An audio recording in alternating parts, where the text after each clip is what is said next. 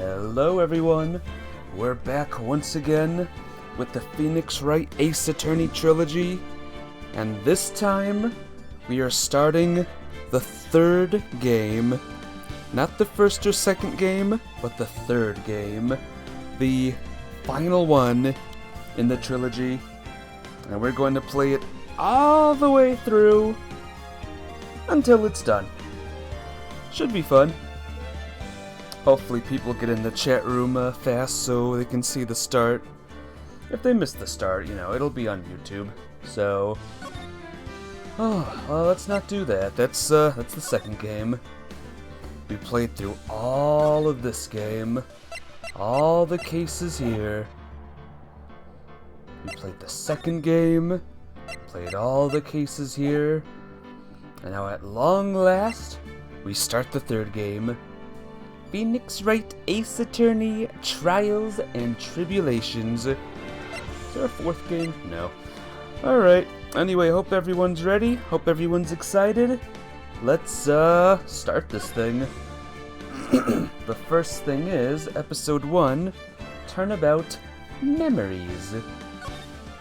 I guess we will start it. Here, what time is it? 1:30. How about at 2? We'll give everyone 30 minutes to come on in. And if no one's here, then I guess they'll have to play and catch up a bit. Oh well, that's just how it goes. It's been a crazy journey with this series, and with the Apollo Justice games coming out soon, there's gonna be even more court cases. This is just the month of the year of Phoenix Wright, huh? But yeah, let's 2 minutes. Alright, let's begin. Here we go. Huff, huff. Arg! How did I get into this mess? Why? Why did I do that? Hey David, what's up?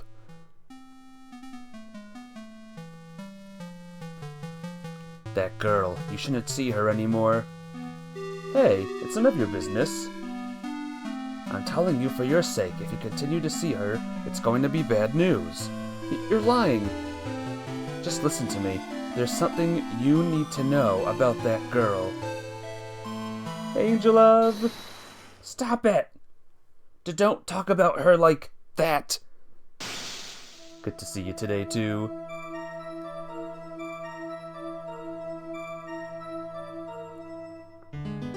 Wait a minute. You know who that is? It wasn't me. I didn't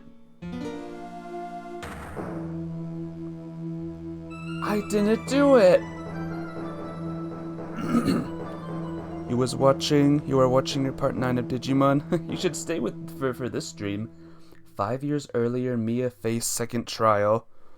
Hey, Squishy Hero. Welcome to the stream too.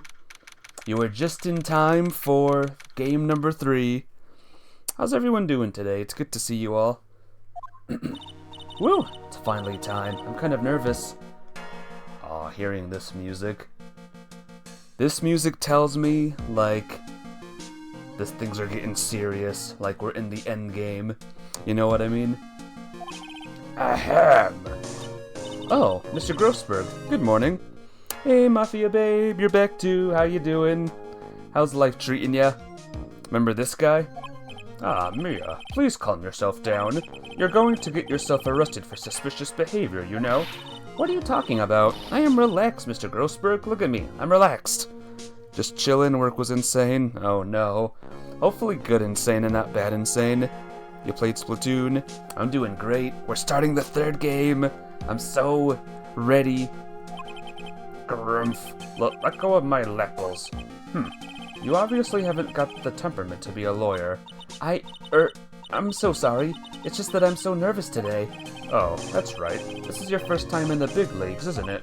Well, never you fear, my dear. I, Marvin Grossberg, am at your service. Hey, D. Williams, what's up? You're first. Actually, this is my second time in court.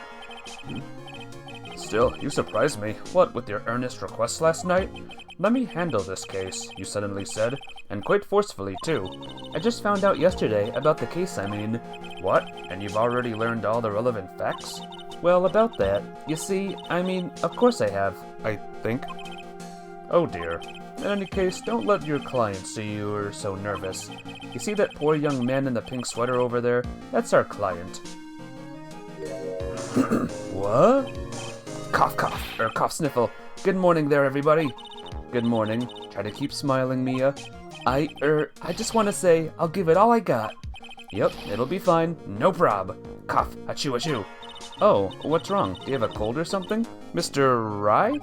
Actually, it's Wright. Like the Flying Brothers. People screw it up all the time. And yes, I have a cold. That's what this mask is for.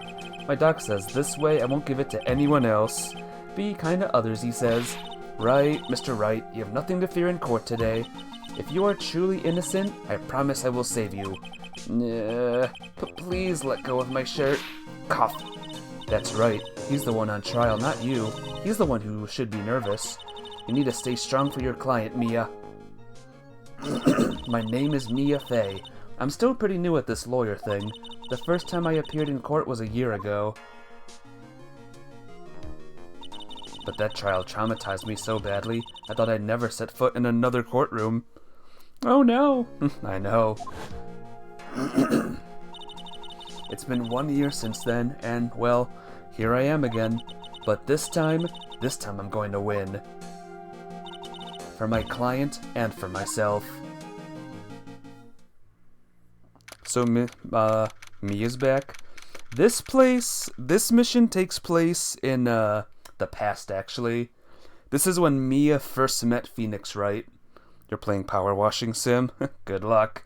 Good luck power washing things. Here we go. Court is now in session for the trial of Phoenix Wright. The defense is ready, Your Honor. The prosecution is ready, Your Honor. The defense today is Miss Mia Fey, was it? Yes, Your Honor. Is there a problem? I was under the impression that Marvin Grossberg was to be leading the defense. Yes, well, you see, Mr. Grossberg had a bit of an emergency. Emergency? But isn't that him standing there right next to you? Yes, well, you're just a rookie. Are you sure you can really handle this? Don't let him scare you, Mia. Give him your toughest look. Of course, Your Honor. I think... Well, Mr. Payne, your opening statement, please.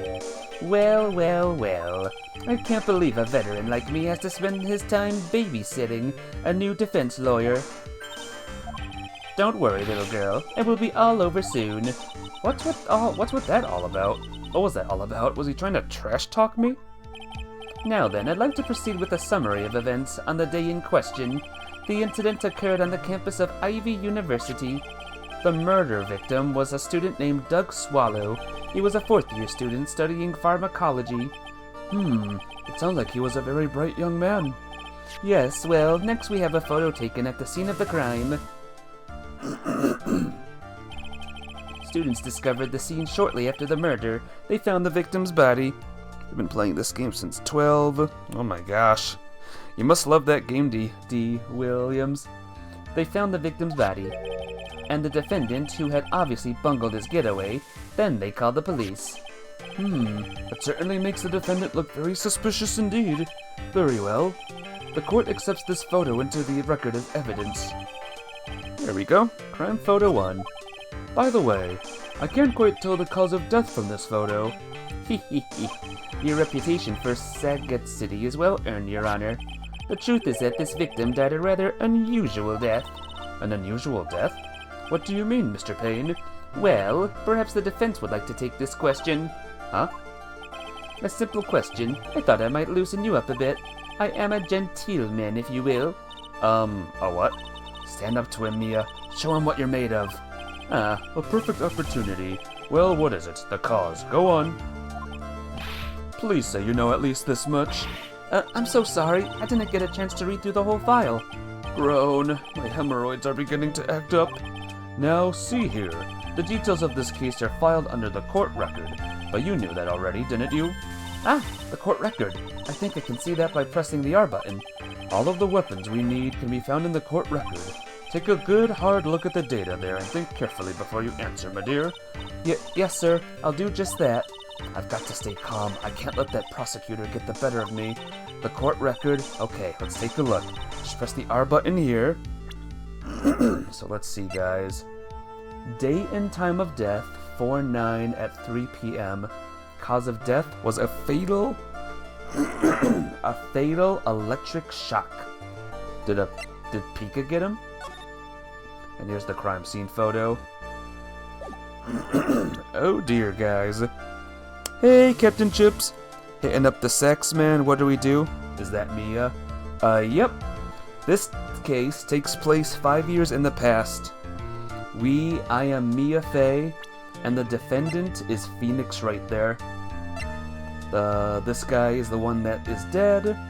We have this girl here, Dahlia Hawthorne, Phoenix Wright's girlfriend, and Winston Payne.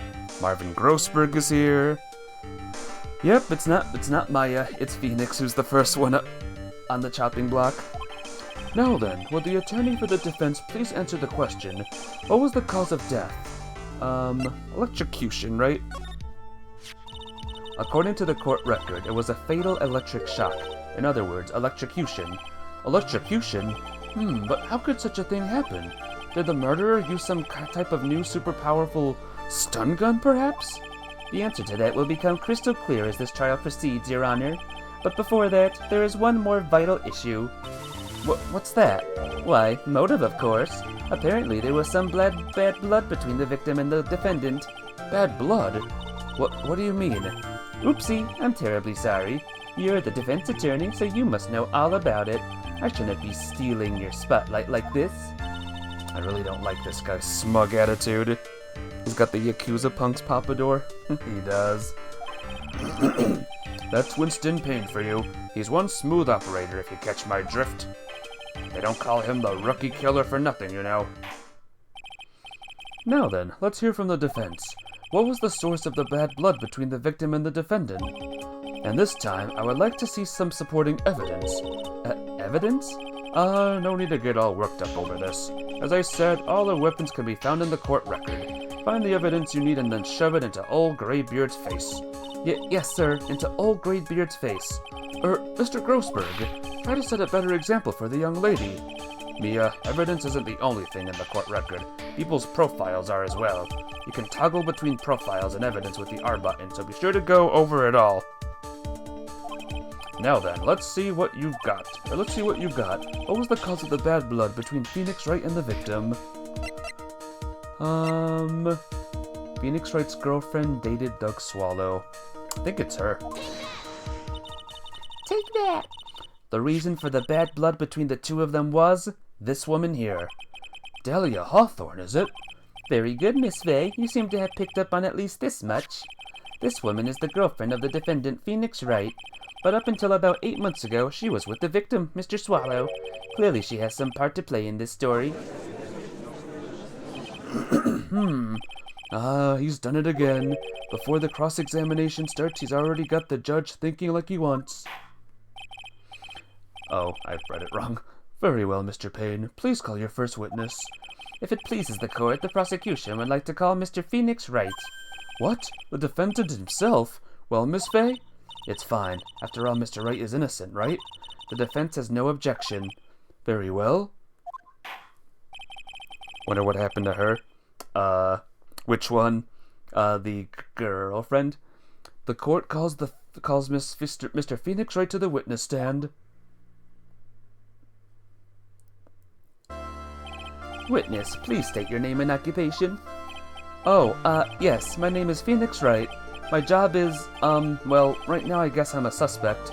No, he means what you do before you were arrested. Oh, achoo! I was a university student. Mr. Wright, you understand that you are suspected in the death of your fellow student, Doug Swat. But I didn't do it. I'm innocent, I tell you. I'm telling you I was. Achoo, cough, achoo, cough. Would the defendant please refrain from passing his cold to the rest of us? Hawthorne, where'd she wind up? We'll see. It seems the witness has something he wants to say. Well then, Mr. Wright, please tell us about your relation to the victim. Right away, Your Honor.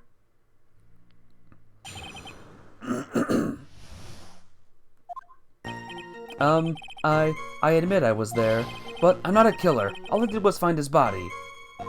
I hardly knew the guy to begin with. I never even talked to that stuck-up British wannabe. I see. So you hardly knew the victim. Right, like I said, I'm not a killer. Well, looks like the judge understands. Oof, you're being naive, you know. Too naive. Huh? It seems that you've forgotten one small thing, young lady. And that would be, this witness still has to undergo something called cross-examination. Cross-examination? He's right, and it's the defense's duty to carry out the cross-examination. The purpose is to determine if a witness's testimony contains any contradictions. Contradictions? If a witness is lying, their statements will conflict with the court record. But Mr. Wright is my client. Even if he is your client, in court, all lies must be struck down. As a lawyer, that is your duty. You see? What does he mean by that? Is he saying that testimony just now? That there was a lie? A contradiction? Now then, your cross-examination, if you please, Miss Fay. Please, Mr. Wright, tell me you haven't been lying. You wouldn't do that to me, would you? The victim and I admit I was there. When you say there, you mean the place where the victim was murdered? Yeah, sort of. The place where something happened, anyway. Something? You can't hide what happened. We have photographic evidence. Achoo! Achoo! Achoo! Achoo! Anyway, Mr. Wright, what were you doing at the scene of the crime? I thought you said you didn't know the victim, Mr. Swallow. It was just a coincidence. We bumped into each other by accident. A coincidence, huh? But I'm not a killer. All I did was find his body. You say you found the body, so who called the police? Huh? Achoo! A cough! Achoo! A cough! Achoo! Cough! Unfortunately, it was some other students that notified the police. Other students? That's correct. They were witnesses. Witnesses who saw the defendant standing there next to the body in shock. What? Is this true, Mr. Wright? Achoo! Achoo! Achoo! Achoo! Achoo! Achoo! Could you stop sneezing every time you're in a bind? Well, it's true that I was pretty shocked when I found the body, but I hardly knew the guy to begin with. Can he be in the courthouse while sick? He just has a cold. But that is a good question, though. So you didn't know his face or even his name, right? Right. Well, no. That is, so, which is it? Did you know him or not? Achoo! Achoo! Achoo! Now see here. You can't avoid answering the question by sneezing all day. Well, I guess I did know his name. News to me. Why didn't he tell me that before? I heard he used to date Dolly. Who is this Dolly person? Yes, that would be the defendant's lover, Miss Dahlia Hawthorne. Oh, I see. Young love. So bittersweet. But that's all I knew about him. I never even talked to that stuck-up British wannabe. Mr. Wright, you stated the following in your testimony. I hardly knew the guy to begin with. That's right. Why would I even... But that doesn't sound right. If you hardly knew him, then why would you say that the victim was a stuck-up British wannabe? Achoo! Well, Mr. Wright? No, it wasn't me. I'm not a killer, I swear. Mr. Wright, I will give you an opportunity to revise your testimony. How is it that you knew the victim was, as you put it, a British wannabe? Yes, well... He was always walking around with a huge Union jacket on the back of his shirt. Better save the game. Union jacket on the back of his shirt. I'm not sure if the evidence does anything about that. Ah! Are you certain you saw the Union jacket? Yeah, I'm sure. It was right there on his back. Miss Fay, is there some point to this line of questioning? Your Honor, please take another look at the crime scene photo. As you can see, there's absolutely nothing on the victim's back. Hey, wait a minute. He's wearing a leather jacket. The Union jacket was on the back of the t-shirt he was wearing. I was under the impression that you accidentally came across the body, but if that were really the case, then you wouldn't know that, would you? You have no idea what he was wearing underneath the jacket. Mr. Wright, you've been lying to me. But please forgive me. Mia, you made our client cry. Let him. That P on his chest doesn't stand for Phoenix anyways. I can't believe I trusted him. Mr. Wright was all wrong. That was an impressive bit of cross-examination. Thank you for uncovering the defendant's lies for me. It's quite clear that this man did not simply stumble upon the scene of the crime. Uh-oh. Did I go too far? By the way, Mr. Wright, you seem to have a rather bad cold. Have you taken any medicine for it? Yeah, I took some, but... Was the medicine that you took an over-the-counter brand called Cold Killer X? Yeah, that's right. It kills colds good. Hey, wait a second. How did you know I'm a big fan of Cold Killer X? Would you happen to have that medicine with you right now? Well, actually, I seem to have lost it somewhere. You lost it? Does this even have anything to do with the case? Mr. Wright, shall I tell you where your cold medicine is right now? Huh? Your Honor, I'd like you to have another look. Take a look at another photo from the crime scene. Oh, what's this? In the victim's hand, it's Cold Killer X. Yes, but even I've got a bottle of Cold Killer X in my apartment. I'm sorry, but I'm afraid that argument won't work. There's no doubt as to who this bottle of Cold Killer X belongs to, especially since Mr. Wright's fingerprints are all over it. What? Sensing his murderous intent, Mr. Swallow must have picked up the bottle of medicine dropped by Mr. Wright and hid it in his hand. His purpose in doing this so that he can only have been to identify his killer as Phoenix Wright. Order in the court. Your Honor, I'd like to present this photo and bottle as evidence. Very well. The court will accept them into record. My gosh. Did Phoenix Wright do it, guys? Because if he did it, then he's been on the run for this many years. Also, the victim's wristwatch was broken. Broken? Yes, it ceased functioning when a large wave of electricity passed through it. Well, Mr. Wright, do you have some kind of explanation for all of this? This is really bad. Oh, my buttocks, my poor hemorrhoids. Inappropriate, Grossberg. Inappropriate. The truth is, I went because he called me. He was in the pharmacology department, so we agreed to meet at 2:45 behind that building. We talked for a bit, and then at around 3 we split up. Then later when I went back, I found him lying there. I'd been taking Cold Killer X for the last 2 or 3 days, but I lost my bottle of it around lunchtime on the day of the accident. Mr. Wright, that's completely different from the testimony you gave previously. Achoo, achoo, achoo! I'm sorry, Your Honor. I was afraid you wouldn't believe the truth. You'll forgive me if I say I hardly find your current testimony any more credible. Miss Fay, please begin your cross-examination. Oh, please, Mr. Wright, don't tell any more lies. Perjury. Perjury! The truth is, I went because he called me. Had you ever met the victim before then? No, never. But that day, he called me up and told me he wanted to talk about Dolly. And this Dolly person is my, it's kind of embarrassing. She's my, sweetheart. Oof! What was that for, Mia? Oh, I'm so sorry. I just felt like slapping something all of a sudden. Dahlia Hawthorne was the lover of the murder victim, Doug Swallow. Before she met Mr. Wright, that is.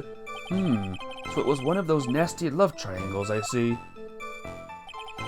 He was in the pharmacology department, so he agreed to meet at 2:45 behind that building. Was it Mr. Swallow who indicted you should meet at 2:45? Yeah, and we were both there right on time. You said the victim was in the pharmacology department, correct? Yeah, he was studying how to manufacture and improve pharmaceuticals. Everyone called him Alchemist of IVU. An alchemist? I see. I gotta admit it was a little suspicious. He had a whole laboratory and everything. It was filled with chemicals and strange machines that run on high-voltage electricity. Oh, how fascinating. It sounds like he was quite an ambitious young man. What do I do? Maybe I should ask for some more details. The timing of the meeting, maybe? So you are absolutely certain that you met at 2:45? Yeah, pretty sure. That's the time class ends. But they're always doing experiments, so it doesn't matter much. Experiments? Yeah, those pharmacology guys are always in the lab whipping up something. Well, it looks like he's right about the time anyway. Witness, let's go with your testimony. Alright, what about the other one? Better ask just in case. I was wondering if you could tell us a bit more about the pharmacology department. Well, okay, sure. I don't know all that much, though. A little bit earlier in your testimony, you said something interesting. You said the department uses strange machines that run on high-voltage electricity. That's right, and they sure look dangerous. They use non-standard voltages, so they are high-voltage cables everywhere. High-voltage cables? Yeah, there were electrical poles set up all around the building. The high-voltage cables run overhead around the roof. Finally, I think we're getting somewhere. We talked for a bit, and then at around 3, we split up. So what was it you were talking about? You know... Achoo! Cough! That maybe we should hang out again sometime. Hang out again sometime? I wish that were true. Then later, when I went back, I found him lying there. So you say you went back? Yeah, that's when I found the body. Yes, but why did you go back in the first place? Weren't you angry with him? Well, that's right, I was. Then why, Mr. Wright? Why did you go back in there? I thought maybe we could make up.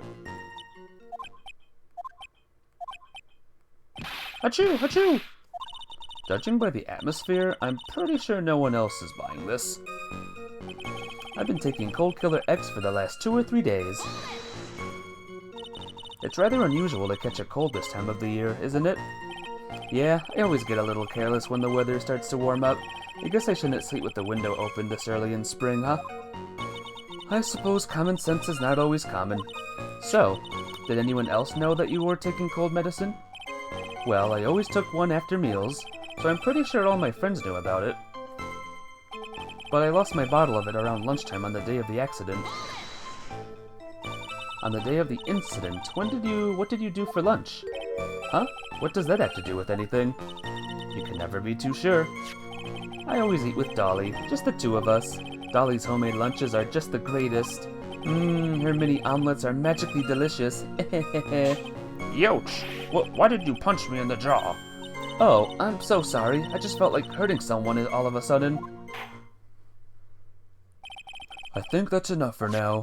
So the defendant and the victim met at approximately the time of his death.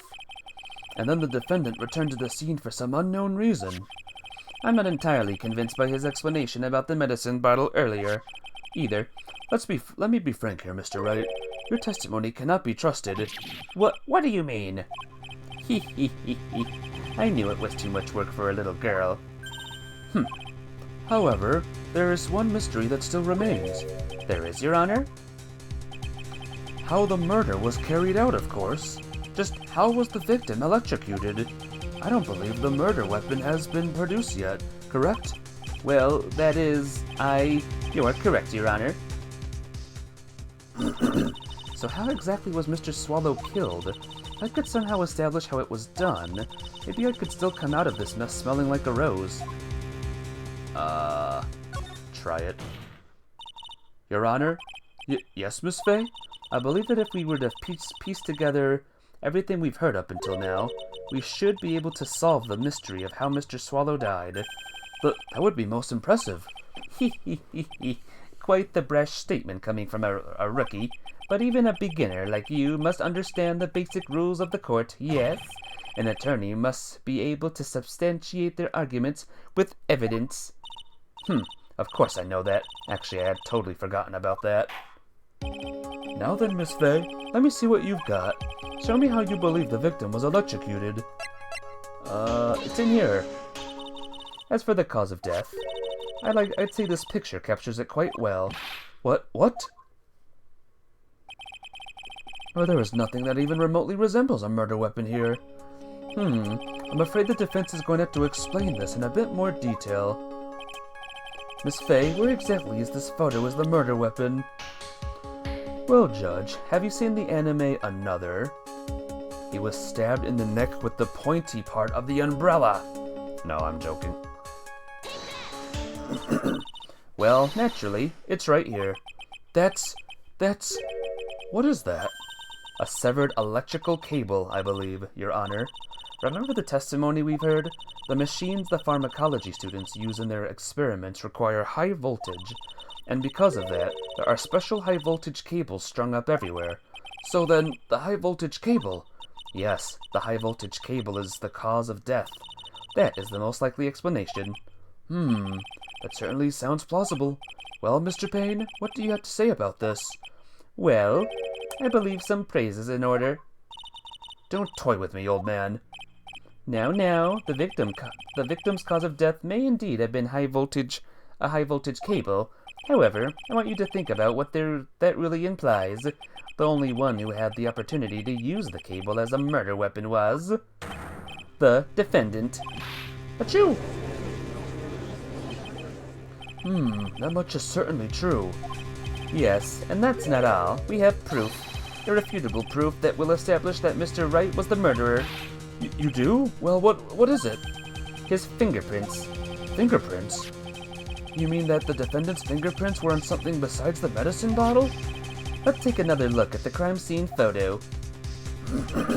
As you can see, the victim is wearing a leather jacket, and as you may know, leather holds fingerprints quite well. Ah, you mean... Yes, it was quite clearly imprinted on the chest area of the victim's jacket. The palm print of the defendant's very own hand. They say we sneeze when someone speaks ill of us. So, are a lot of people talking about Phoenix right now? What? I can only think of one way Mr. Wright could have left a print like that. Intent on murder. He squarely pushed the victim towards the severed electrical cable. Hey, Chris. What's up? Welcome to the Ace Attorneys, the third game. How you doing? Order! That's enough. I think we can conclude that there is no reason to continue with this cross-examination. Stick a fork in us. We're done. Mr. Grossberg? My hemorrhoids never lie. The show is over, Mia. I knew that boy was guilty the first time I saw him. No, you're wrong. Mr. Wright is innocent. No further evidence is required to convince me of that man's guilt. Your Honor, at this time I am prepared to render a verdict in this case.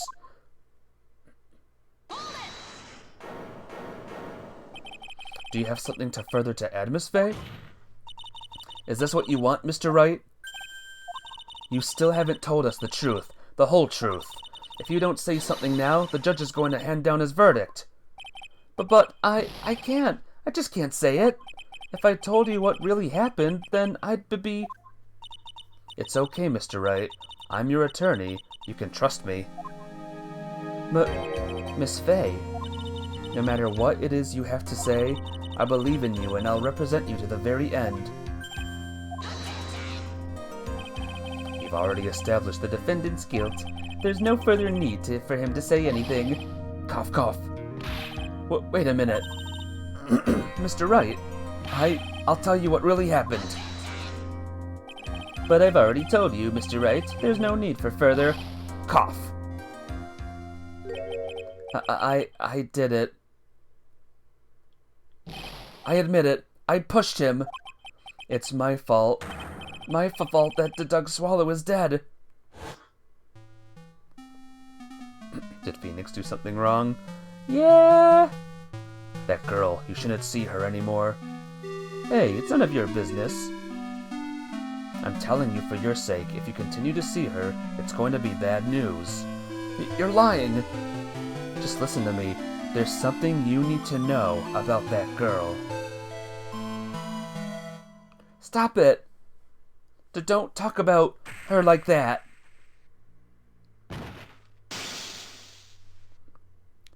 Phoenix is accused of killing someone, Chris. And, did he just admit it? What you just said, was that the truth? Yes, I was afraid that if I told the truth, everyone would think that I was the murderer for sure. Well, as things currently stand, we're all absolutely convinced you are. But please give me one more chance to explain. This time I swear I'll tell the whole truth. It'll be okay, won't it, Miss Faye? I believe in you. Oh, thank you. I still can't believe it. He really did push the victim. It feels like my hemorrhoids are doing the Harlem Shake.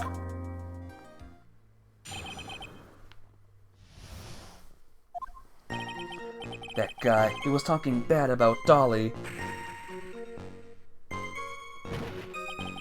I lost my temper and gave him a shove. At that moment, I heard some kind of loud noise. A little while after I left, I started to get worried, so I went back, but he was just lying there, dead. Do the Harlem Shake. Well, the explanation is really quite simple. When you pushed him, Mr. Swallow flew back and touched the electrical cable. He died from the shock, and that, as they say, is that. A simple explanation indeed. At the time of the incident, a light rain had been falling. Wet from the rain, the victim was more easily electrocuted. But when I pushed him, there weren't any electrical cables nearby. If there had been something like that, even I would have noticed it. That's true. Even a doofus like him couldn't miss that. Miss Faye, let me warn you right now that if your cross-examination doesn't yield any new facts, I intend to deliver my verdict without further delay. Are we clear on that? Yes, Your Honor. Don't give up, Mia. If he is innocent, there must be some kind of evidence somewhere that will prove it. Phoenix actually committed manslaughter? Maybe. Phoenix, did you kill someone? That guy was talking bad about Dolly. Lost my temper and gave him a shove. At that moment, I heard some kind of loud noise. A loud noise? And what would you say that loud noise was, Mr. Wright? I'm not sure, but it was really loud. It was like, snap. You know, come to think of it, I wonder what that was. Clearly, Your Honor, it was the sound of the victim being electrocuted. You're not qualified to decide that. What should I do? I'm treading on some dangerous ground here. Mr. Wright, that loud noise you heard may be extremely important, so try to remember what it was. How do I put it? It was like a sharp crack. Could it have been? Yes, could it have been? Hurry up and tell us. When I pushed him, he dropped the umbrella he was holding.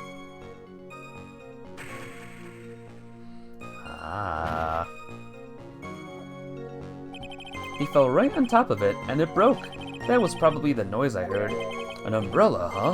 And did that umbrella belong to the victim? Yeah, it was a plastic umbrella, cheap and frail, kind of like the owner.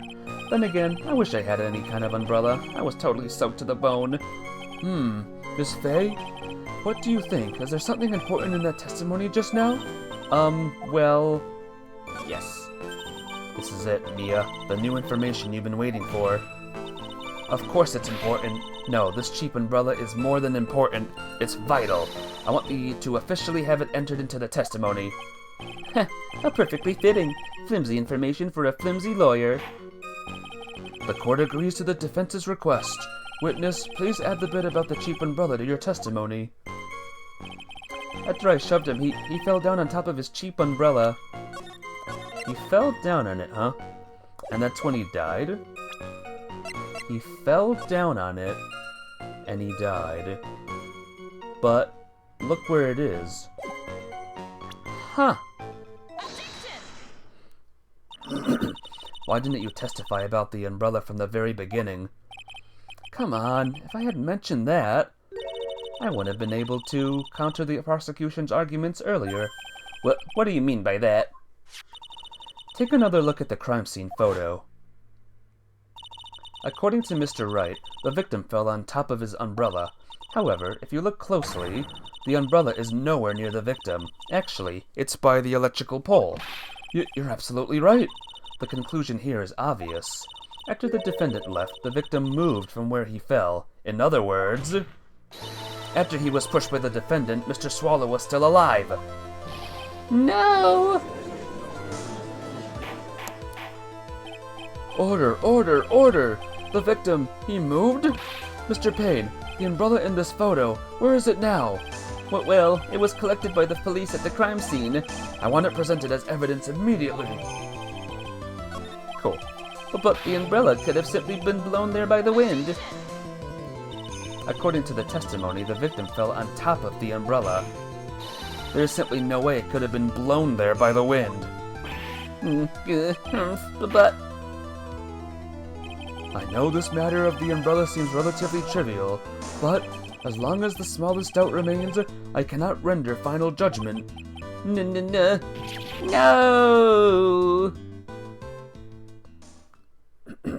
Haha. I must say I still find it hard to believe that a huge hole has been blown in the prosecution's case by the defendant's testimony. Yay. Well done, Mia. Hee hee. Mr. Payne, what are you chuckling about? Pardon me, Your Honor. It seems I was expecting too much of a free ride. I was foolish to think I could establish guilt through cross-examination alone. I'm afraid I don't follow what you're saying. Let me guess. You have another witness. Exactly. And this witness's testimony will be incontrovertible. Well, who is the witness? Miss Dahlia Hawthorne. Dahlia Hawthorne? You don't mean Dolly? I do, Your Honor. The defendant's very own lover is a witness to the whole thing. That's right. She was at the scene of the crime when the murder took place. What? I'm sorry to break the bad news to you, my dear.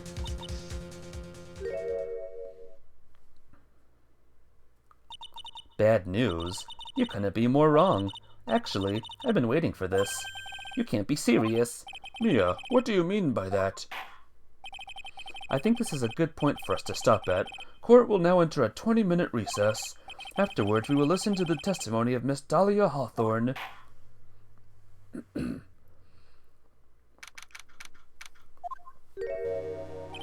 Miss Faye, I'm sorry about what happened back there. It's alright. At least you told us the truth in the end, Mr. Wright. Yeah, so I guess I can start to relax then, huh? Relax, my boy. You can't be serious after hiding such important facts. But the next witness is my Dolly, right? She'll save me. I just know she will. Why do you think that? Huh? What do you mean? She's the love of my life. That's why. The love of your life? Huh. Would you mind telling me more about you and Miss Dahlia Hawthorne? Sure, no problem. Dahlia and I, we first met around 8 months ago, right here in this very courthouse. Actually, I'm starting to become a lawyer on the side. Anyway, one day, she and I just bumped into each other in the reading room downstairs. That's why I really think it was fate that brought us together. As soon as I first set eyes on her, I knew she was the one for me. Oh, here, take a look at this. She gave this to me the day we met as a symbol of our love. She had been wearing it around her neck that day, but then she took it off. But before she gave it to me, she said, I want you to carry this. So she gave it to you as a present, I see. This darling little bottle is filled with memories of my darling little Dolly. This certainly is a little bottle, all right. It makes me so happy. I show it to everyone I meet. I want to share my happiness with the whole world. Huh. Cool. Anyway, so after that, you and Miss Hawthorne started dating? Yeah, but she's so shy. Every time I see her, she always says the same thing to me. Please give it back now. What a strange girl asking for a present back like that. By the way, Mr. Wright, the day you first met Dahlia Hawthorne 8 months ago, it wouldn't happen to have been on August 27th, would it? Huh? Yeah, it was. But how did you... This happened on August 27th, right here in this courthouse. What's this? A newspaper clipping? Let's see. Murder in the courthouse. Murder? What are you reading there? Let me see that. Oh, I see. Mia, I think I understand what you're trying to say. I understand. And I think I understand why you suddenly took such a keen interest in this case. You believe there is some connection between these two cases, am I correct? An article from 8/28, almost 8 months ago. Can I read it? Nope, not yet. I hope you don't mind, Mr. Grossberg. I need to finish this myself. Ah, yes, but I'm afraid what you have there will not be enough, my dear. I'll go and have a look in the downstairs reading room and see what else I can find. Thank you. I want to do whatever I can to be of help to you, Mia. Well, it looks like recess is about over. We'd better all get moving. I guess so. That recess sure seemed longer than 20 minutes, though. Alright, guys. So who could be the real murderer of this case? Who could it be?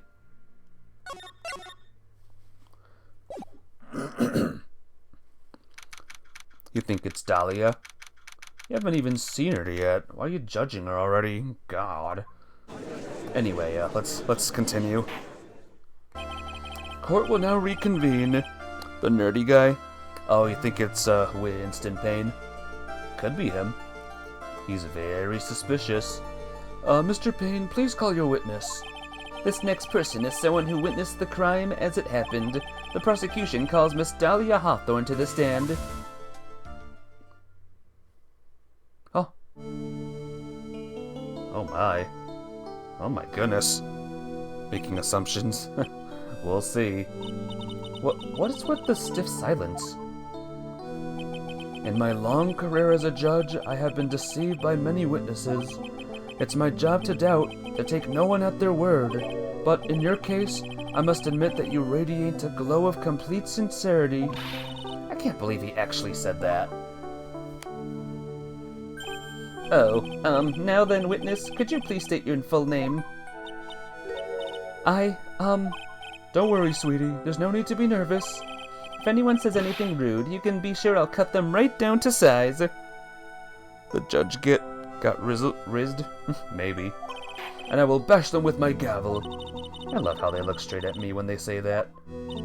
Thank you for calming my nerves. You are all so nice. I almost feel right at home. None at all. It was nothing. If we may move on now, what is your full name and occupation? My name is Dahlia Hawthorne. I'm a junior in literature at Ivy University. I just want to say, it's an honor for me to be here in your noble presence. The honor is all mine. No, the honor is all mine. Well, we know whose milkshake brings all the boys to the yard. Sir? Is there something I can help you with? You just go on and say whatever it is on your mind. I'm sure that there must be some kind of mistake. Feeny wouldn't kill anyone. I just know it. Yes. I can see why you'd say that. She's going to be a tough witness, all right. It only took her 12 seconds to wrap them all around her little finger. And they're like, it's better than yours. Oh, poor Mia. Now then, please proceed with your testimony. Let's hear about what you witnessed on the day of the incident, if you please. Alright, here we go. I had been planning to go back to Feeny's place after the class was over.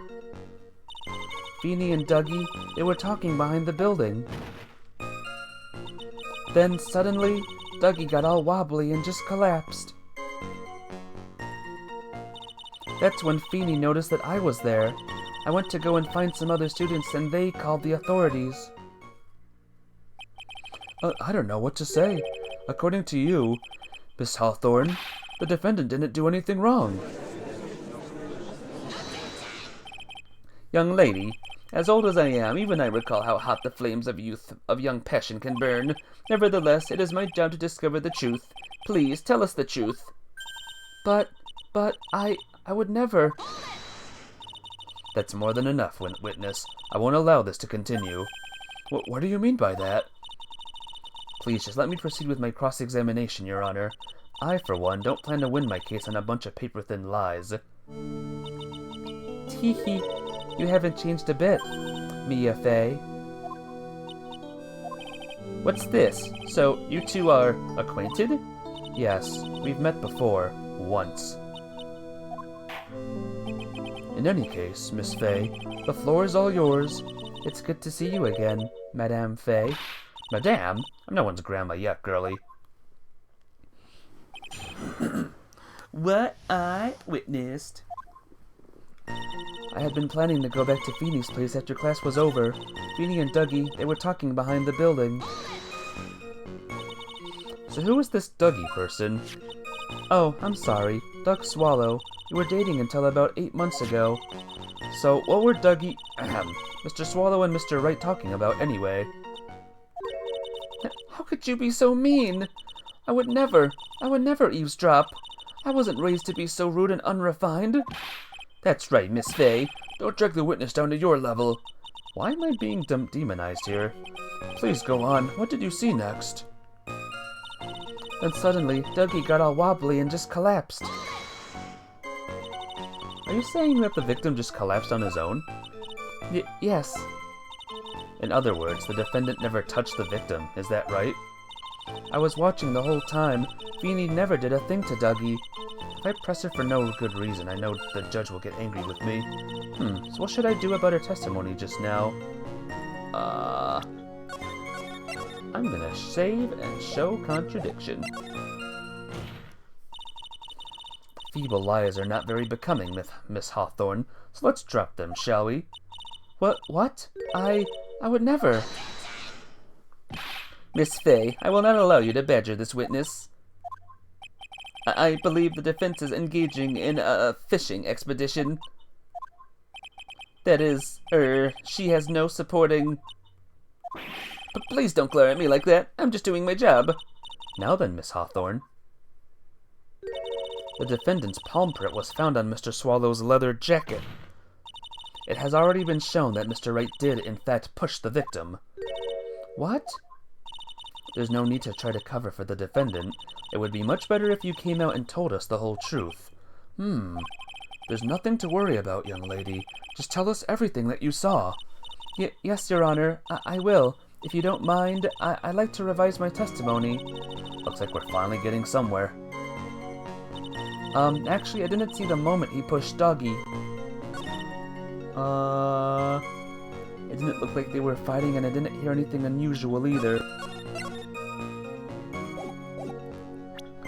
Didn't hear the umbrella snapping or anything? Oh. Okay, that's wrong.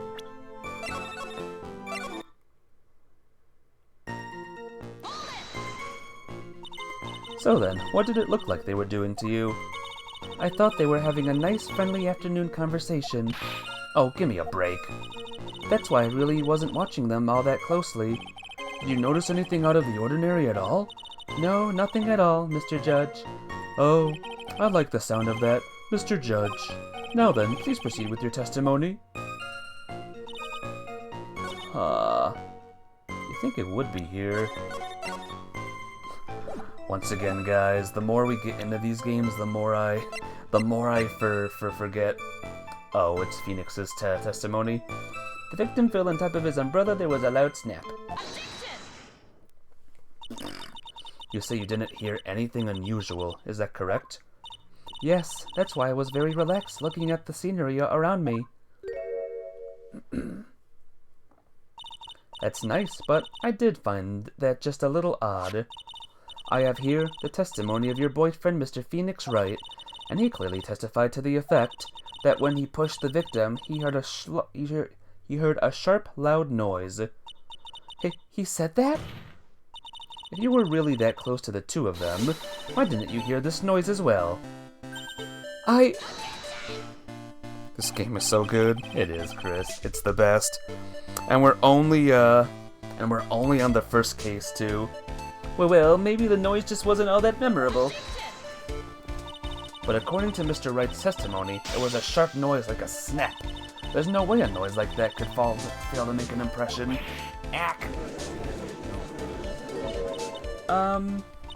May I have a moment to answer? But by all means. I know the reason why I didn't hear the noise. You see, the truth is, I had my headphones on, and I was listening to music at the time. Headphones? You mean that both of your ears were covered? The rain was just beginning to let up, but it seemed as though Thor wasn't ready for his fun to come to an end yet. So the sky continued to flash and rumble. Thunder and lightning, huh? Yes, I'm afraid of the sound of thunder, so I put my headphones on to block it out. Hee hee hee hee. Well, Your Honor, as you can see, there weren't any contradictions in her testimony after all. Wait a second, Mia. The testimony just now. She said something that could totally change this whole case. There was lightning. Your Honor, there's a problem with the witness's testimony. What do you mean? Didn't you notice? She said there was lightning, correct? Yes, what about it? Well, lightning is actually a large discharge of electricity in the atmosphere, am I right? Now's not the time for a science lesson, Miss Fay. Yes, Your Honor. Anyway, since the cause of death was electrocution, isn't it possible that the victim died from being hit by a bolt of lightning? Oh, I must admit that the thought had not occurred to me. Just what kind of thoughts do occur to this guy anyway? This entire case is built on the premise that Mr. Doug Swallow was murdered. By the very premise itself is mistaken. The defense believes that Mr. Swallow was, in fact, the victim of a stray bolt.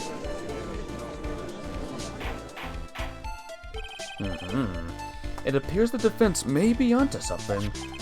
Could it be that the death was actually accidental? Alright, you did it, Mia. I'll be taking that not guilty now if you don't. Nope. Hee hee hee hee hee.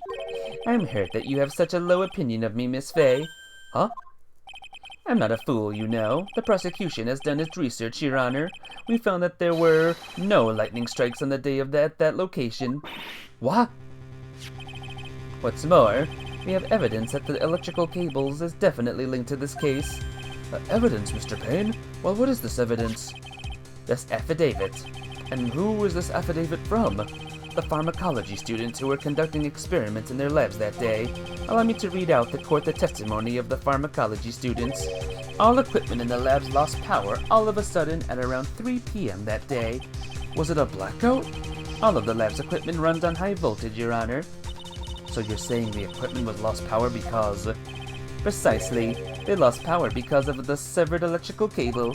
The power outage occurred at approximately 3 p.m., which fits in with the time of death listed in the autopsy report. Exactly. In other words, the victim died as a result of touching the severed electrical cable. So, why are you saying that word now, D. Williams? That's kind of weird. Maybe don't say that word. According to the students, the cables were very old. They were planning on having them replaced in the near future. I see. Apparently the cables had become so brittle that even the smallest bump would have caused them to break. However, there is one thing that troubles me. If the cable could have been broken by any small bump, then it wouldn't have snapped if it hadn't been bumped into, correct? Well, I suppose you could say that. Miss Fay, do you have any thoughts regarding the cause of the severed cable? Your Honor? Your Honor? I don't like how this is looking, not one bit. I have to come up with something to try to regain some momentum.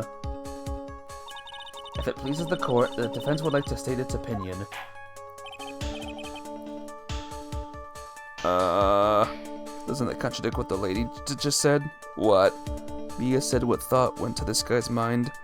I have no idea what you're talking about. Let's drop the subject and let's never bring up that word again. Okay, D. Williams? That sound good?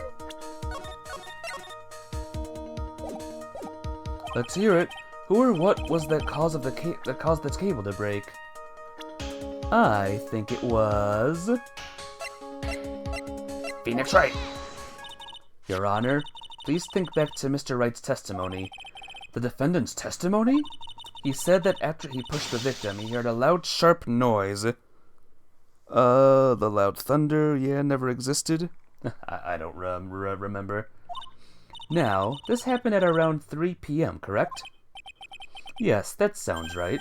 Wait, are you saying that... The lab equipment lost power at 2:55 p.m., which fits right in with Mr. Wright's timeline. In other words, it was Mr. Wright's shove that caused the power outage. Yes, the prosecution also came to that same conclusion, and it was that very shove that caused Mr. Swallow to be electrocuted. I'm afraid I can't agree with you there, Mr. Payne. What is that supposed to mean? Take a good look at where the victim landed after being shoved. See the umbrella? It's by the electrical pole. That's right. The victim banged into that pole as a result of being pushed. It was that impact that caused the cable to break. Well, that makes sense, and that the victim was electrocuted, and then the victim... I'm sorry, Your Honor, but no, it doesn't make sense at all. If the victim was shoved into the far pole, then he couldn't have been electrocuted by the severed cable in the foreground here. Ah! In other words, someone other than my client must have electrocuted the victim. Order! Order in the court! Ah, the lamentations of my enemy. How I've longed to hear them. It's true. The defense is absolutely correct. There doesn't seem to be any way the defendant could have done it. Mr. Judge, sir? May I say something?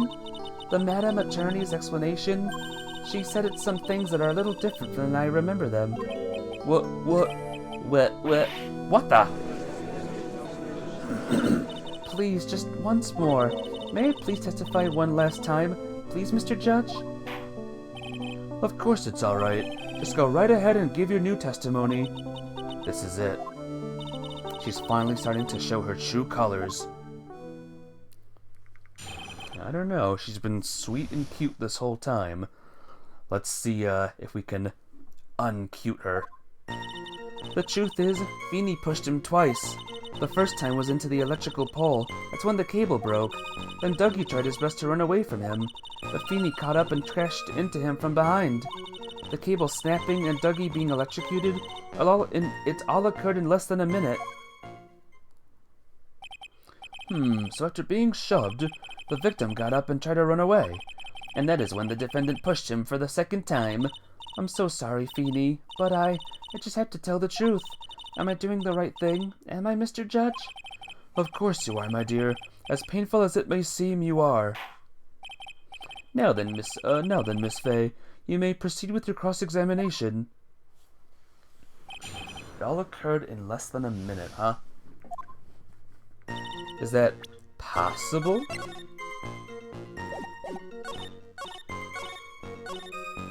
If I can do it now. 3 p.m. Stopwatch stopped at the time of the victim's death. Maybe this. Ha-ha! Ha-ha! That's enough, witness. I'm afraid I don't understand. You will in a minute. Could you please take a look at this picture? Oh, that medicine. That's the one Feeney likes to take for his cold. It's not the medicine I want you to look at. It's the wristwatch. It stopped at the precise time the victim was electrocuted. In other words, 3:05 p.m. Yes, and your point is, Miss Fay? My point is this. What time was it when the lab suffered that power outage due to the cable snapping? Well, according to the student's testimony, the answer is clear. It was 2:55 p.m. Yarg! Would you care to explain to the court, Miss Dahlia Hawthorne, what exactly happened during this 10-minute interval? The defense proposes that it was during this interval that the real murderer killed Mr. Doug Swallow. Yeah, I don't think so either, Chris. Order, what the... This is nonsense. The real murderer?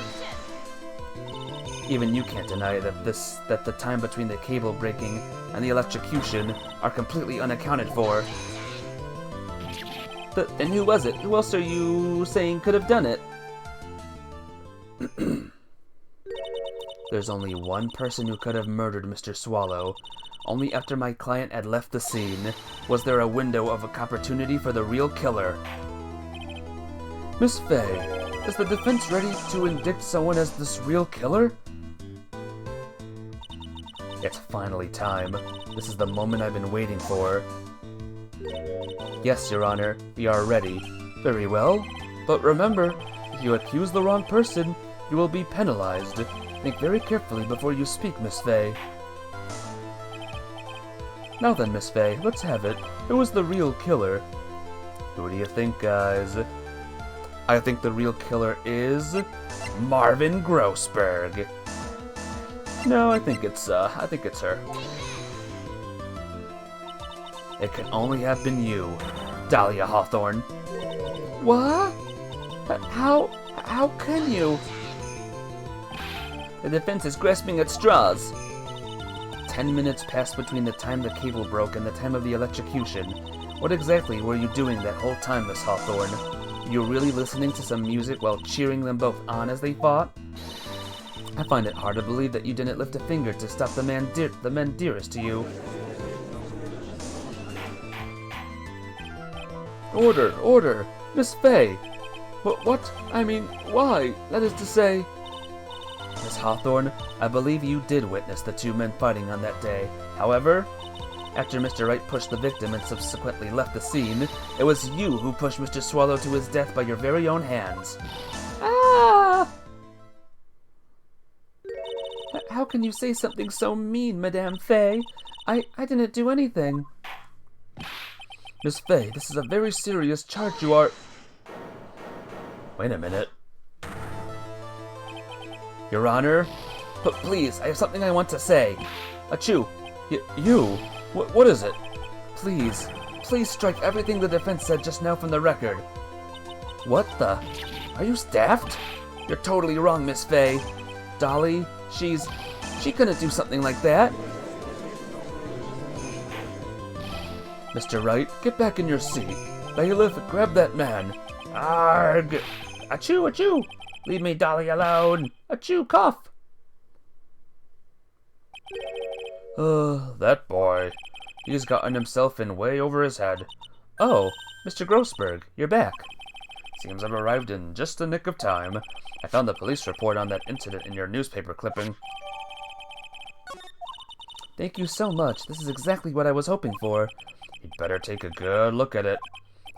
The details on how you came to lose your boyfriend. Huh. Alright. Let's see. Let's take a look. Location, District Courthouse Cafeteria. Date, time, August 27th, 4 p.m. Victim, Diego Armando. Age 28. Occupation, lawyer. Suspect, Dahlia Hawthorne. Armando ingested poison while interviewing the suspect regarding another case. Traces of poison were found in the victim's coffee cup. No poison was found in the vicinity or the suspect's person. It is unclear how the poison entered the victim's coffee cup. Huh. He is blinded by love. Everyone is. Now then, the defense made a serious accusation. Mr. Payne, what do you have to say about this? Well, really, Your Honor.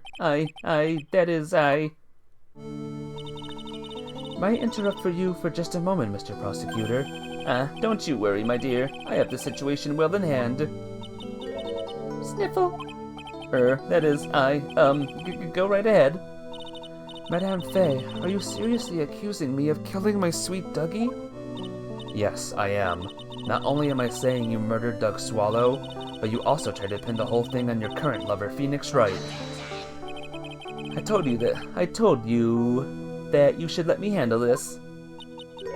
Weep. Sorry, but please go ahead. How could you say that? I'm absolutely devoted to my dear Feeny. The notion that I would try to frame him is ludicrous. This is all just too much for poor little me to bear. I believe the girl is trying to ask what on earth her motive would be. The answer to that lies somewhere in this police report. It must. 8 months ago, an incident occurred in the basement cafeteria of this building, and then, that same day, the two of them accidentally meet. Your Honor, the defense requests further testimony from Miss Dahlia Hawthorne. Further testimony? What about? About the events of the day when she first met the defendant, Mr. Phoenix Wright. What could that possibly have to do with this case? The witness claims that she had no reason to frame the defendant, am I right? Well, I have evidence that suggests that she, in fact, had a very good reason. Very well, then. The court grants the defense's request. Young lady, would you mind staying on for just a little bit longer? Of course not, Mr. Judge. Get ready for the battle of your life, Dahlia Hawthorne. How I met my Feeny. I first met my darling Feeny 8 months ago. It's like we were destined to meet in this very courtroom's basement reading room. The moment our eyes met, my heart skipped a beat. We've been going out ever since that fateful day. We're so lovey-wovey, we literally make people sick. It's just jealousy, I think. Mr. Wright, do that again and you will be held in contempt of the court. And now we enter the final act of our little drama. As we used to say in the days of my youth, go get her. Okay. I first met my darling Feeny 8 months ago. Save the game, because it's been a while since I saved the game. So until that time you had been dating Doug Swallow?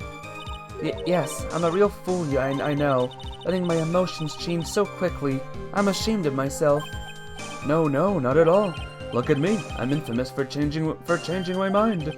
My critics have even taken to calling me Judge Fickle. Ho, ho, ho. Maybe you should look for a different line of work. Despite that, however, he always hands down the correct verdict. That's why some people also call him the Great Judgini. It's like we were destined to meet in this very courthouse's basement reading room. The courthouse reading room? That's a strange place to meet the love of your life. That's not true, Madame Fay.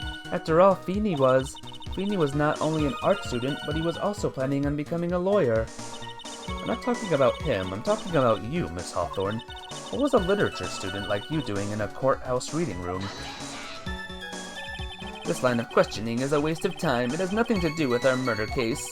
Miss Fay, I'm warning you. This has nothing to do with Mr. Swallow's case. Have to remember the judge is on Dahlia's side. I'd better tread carefully. Let's keep pressing. Your Honor, if you'll allow me some latitude, I think I can establish relevance. Please ask her to continue on with her testimony. Very well. Young lady, I've got a simple question for you. What were you doing downstairs in the courthouse reading room? If it pleases Your Honor, the answer is simply this. I had come to this courthouse to do some research for a paper I was writing. Really, huh? Really? Is that so? Miss Hawthorne, you weren't here because of your research paper, were you? Didn't you actually come here for a much more important reason? What is the meaning of that cocky smile on your face, Miss Fay? 8 months ago, right here in this very courthouse, there was another tragedy. Another tragedy? Do you mean the incident in which an attorney was poisoned? The name of the suspect in that incident is listed here in this report, and that name is Dahlia Hawthorne. What? Dahlia Hawthorne? Yes, the sweetie pie of everyone's eye, Miss Dahlia Hawthorne. She was the prime suspect in a criminal case just 8 months ago. Order!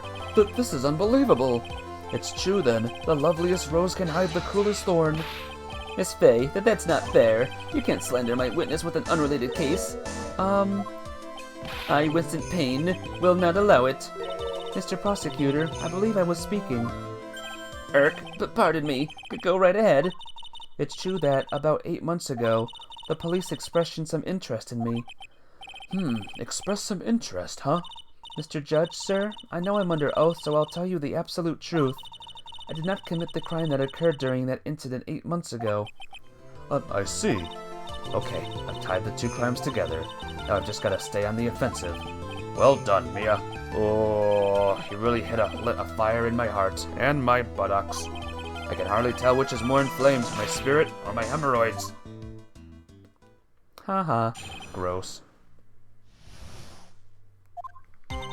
I met the lawyer who was poisoned to discuss something in the cafeteria that day. I left my seat for just a moment, and that's when it happened. From what I heard, it was a liquid poison that is lethal at just 2 teaspoons. Not only that, I heard it was a very special kind of poison. So you see, I'm innocent. I wouldn't even know where to get poison like that. What? So that's what happened here 8 months ago. However, as you heard from the witness's testimony, she had nothing to do with it. I think the defense is just about out of tricks. I'm terribly sorry, Mr. Payne, but I'm afraid the defense has many more tricks up its sleeve today, and I'll be sure to show them to you before the end of this cross-examination. What why does the defense suddenly feel stronger? Haha, Mia, you're glowing with a true lawyer's aura, my dear. That proud posture and self-confidence, absolutely smashing. That's gross. 2 teaspoons. What do you think was in that locket she gave Phoenix? Probably nothing. I met the lawyer who was poisoned to discuss something in the cafeteria that day. What were you talking about with the defense attorney? Well, I'm sorry, but that's confidential. According to the report, you were being interviewed regarding another case. The lawyer that was killed, he said that he wanted to talk about an incident I was caught up in when I was younger. Why don't you tell us all what that incident was? That has absolutely nothing to do at all with this case. Objection sustained. The defense's question is stricken from the record. You get involved in a lot of incidents, don't you, Miss Hawthorne? Well, I guess I was just born under a bad sign. Don't worry, Dolly. I'll protect you. You heard the man. Now that is true love, young lady. Oh, Feeny, please. Gag, those two really are making me ill, albeit for decidedly different reasons. That's genius. Genius! Genius! I wouldn't even know where to get a poison like that. Really? Where was Doug Swallow working? You wouldn't know how to get that kind of poison. I don't believe you. What? In fact, you had easy access to that kind of poison, didn't you? And at your boyfriend's lab. But boyfriends? You mean the victim, Doug Swallow? That's right. Up until 8 months ago, Miss Hawthorne was dating Mr. Swallow. And if you'll recall, Mr. Swallow was a pharmacology student at Ivy University. Pharmacology? His laboratory contained highly advanced chemistry equipment. In fact, without such equipment, the culprit could never have obtained such a rare and special poison. Well, Miss Hawthorne, it seems you had access to such a poison after all. And then, it was a matter of slipping it into the victim's coffee when he wasn't looking. The only person who could have done that was the one sitting at this very table. You. No! Order. Could it be? But that's nothing but a baseless May I say something, Madame Fay? What is it, Miss Hawthorne? The amount of poison in the coffee was 2 teaspoons, correct? In order to carry that much liquid, you would need some kind of container. Well, yes, that's true. I was searched immediately after the incident took place. Quite true. In fact, the entire courthouse was turned upside down. But they didn't find a suspicious container anywhere, did they? She's right. They even mentioned that in the report. Well, you could have easily gotten rid of something that small. Excuse me, madame, but this is a court of law. If you're saying they threw the poison container away, I think you need to show some kind of proof. Proof? She's got me good with that. Called it. Provide some evidence or I'll have to disallow this line of questioning, Miss Fay. Unless we can come up with some evidence, we're going to lose this lead. The police conducted a full-body search of Dahlia and of the entire courthouse, and yet the container holding the poison disappeared right after the crime occurred. If you're going to accuse the young lady of committing the murder, then where is the container the poison was carried in? What happened to it? There it is. You were forced to get rid of the container in a hurry, weren't you?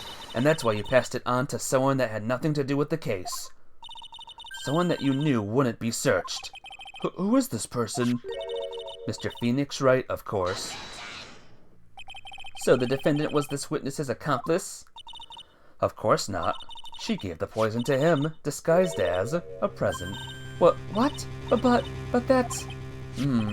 That's a charming little necklace. Is this a little bottle? It's really quite cute. So, what about it? What does it mean, Miss Fay? The day the witness met and fell for Mr. Phoenix Wright was 8 months ago, August 27th, the very same day as the poisoning incident. Under the pretense of love, the witness gave my client a present. All for the purpose of hiding the one piece of evidence that would give her away. What? Are you saying there's a deadly poison in here? No, there's no longer any poison in that bottle. However, I'm certain that if a crime lab were to analyze it, they would find a trace amount. No! Ah! Order in the court. On behalf of Dolly, I object. Mr. Wright, control yourself. I won't let you bully her like this. Mr. Wright, I thought I told you to stay in your seat. Mr. Wright, why? Why are you going through so much trouble to protect her? Why? Because I'm madly in love with her.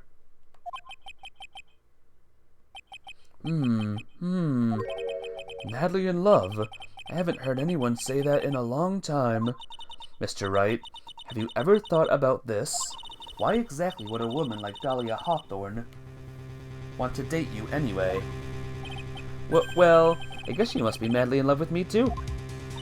Mr. Wright, please open your eyes. At this point in the trial, I think it should be obvious to everyone. The real reason that Dahlia Hawthorne is dating you is... she's madly in love with you. Because of that necklace. Dahlia Hawthorne was not and is not madly in love with you. The only thing she's after is that bottle necklace you love to wear around your neck. This is going to be sad. Phoenix breaking up with Dahlia eventually. My necklace? Back there in the waiting room, you said it yourself. Yeah, but she's so shy. Every time I see her, she always says the same thing to me. Please give it back now. What a strange girl, asking for a present back like that. For Dahlia Hawthorne, that necklace is irrefutable evidence of her crime. That's why she absolutely had to get it back. You're lying. But you never gave it back to her. And to make things worse for her, you insisted on showing it to everyone you met. That's why she... I don't believe you. No, that's a lie! Wah! Eek! Mia, are you alright? The defendant, he's getting away. Bailiff, hurry, after him. Mia, are you alright? Yes, I think so. That boy, he went completely insane. Where's Mr. Wright? Looks like the bailiff caught him, so he should be back soon enough. Thank goodness. Oh no! What is it? The bottle necklace. Miss Hawthorne's present. It's gone! What? That's terrible! Mr. Wright must have grabbed it when he slammed into me. Foolish boy. That's the only thing that could have saved him. What in the blazes are we supposed to do now?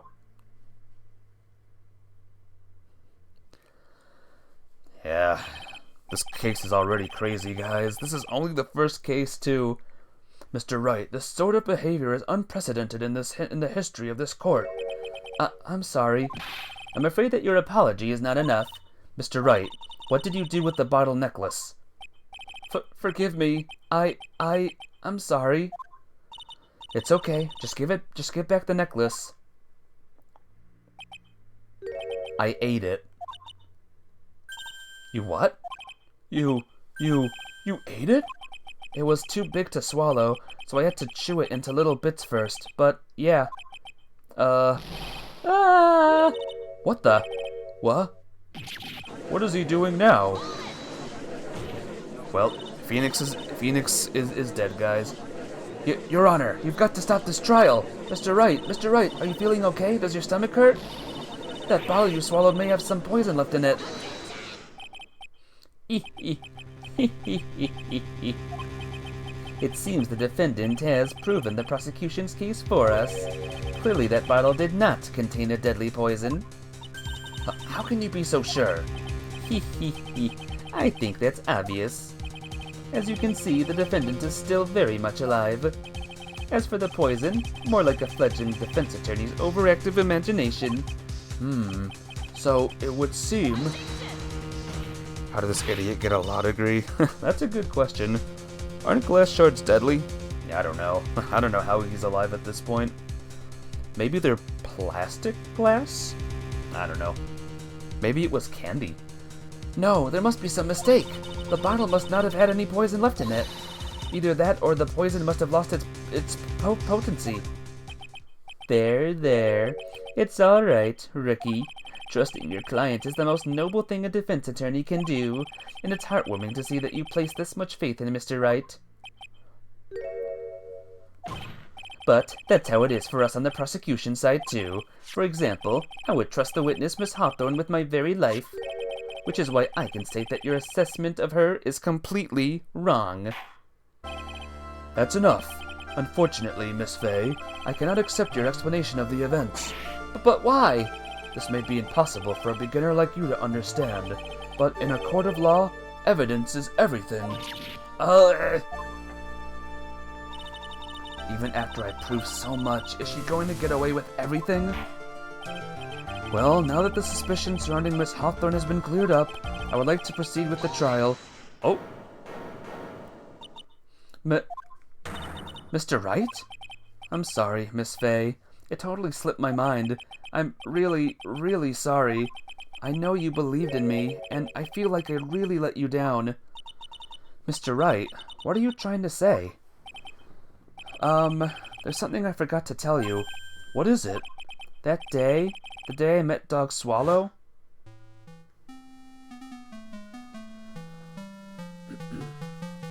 That girl, you shouldn't see her anymore. Hey, it's none of your business. I'm telling you for your sake, if you continue to see her, it's going to be bad news. You're lying! Just listen to me. There's something you need to know about that girl. Last night, someone stole some poison from our lab. Poison? The same thing happened 8 months ago. A drug sample was stolen. She came to the lab that time too. It could only have been her. That girl is a thief. Stop it! Don't talk about her like that.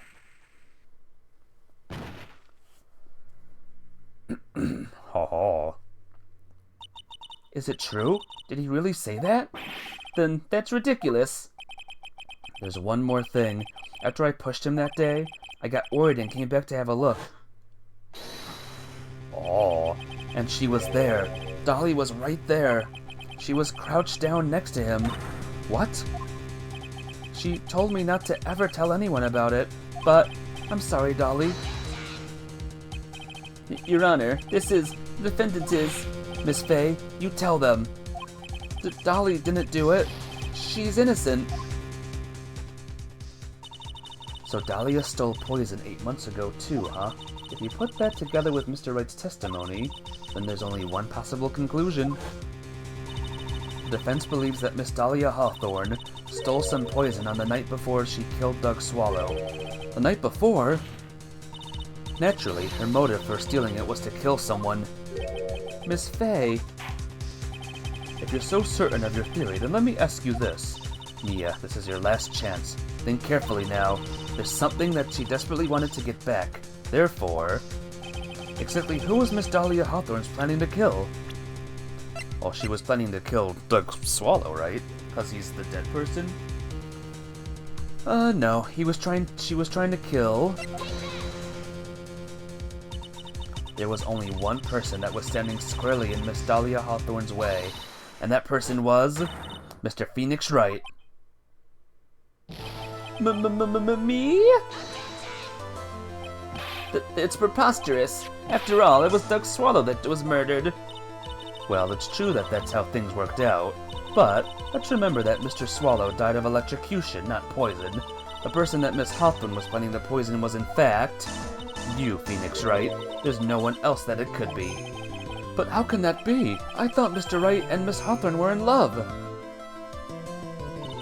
Poor Mr. Wright. This must be killing him. Hang in there. I'll bring her to justice, I swear it. As I said before, the only thing Miss Hawthorne truly cared about was the one piece of evidence linking her to that incident 8 months ago. That's right, the bottle necklace. That's all she cared about. But even so, why would she go so far as to murder him? 8 months ago, just after the fall of that attorney in the basement cafeteria? Dahlia Hawthorne could think of only one thing. how to get rid of the bottle necklace as quickly as possible. No, it can't be. It was pretty good. It was a pretty good move she made too. The evidence was missing for a long time, but there was just one big problem. Although she got him to hide the evidence, Mr. Wright refused to give it to her, return it to her. To him, this tiny little bottle was a cherished treasure. He even showed it to everyone he met.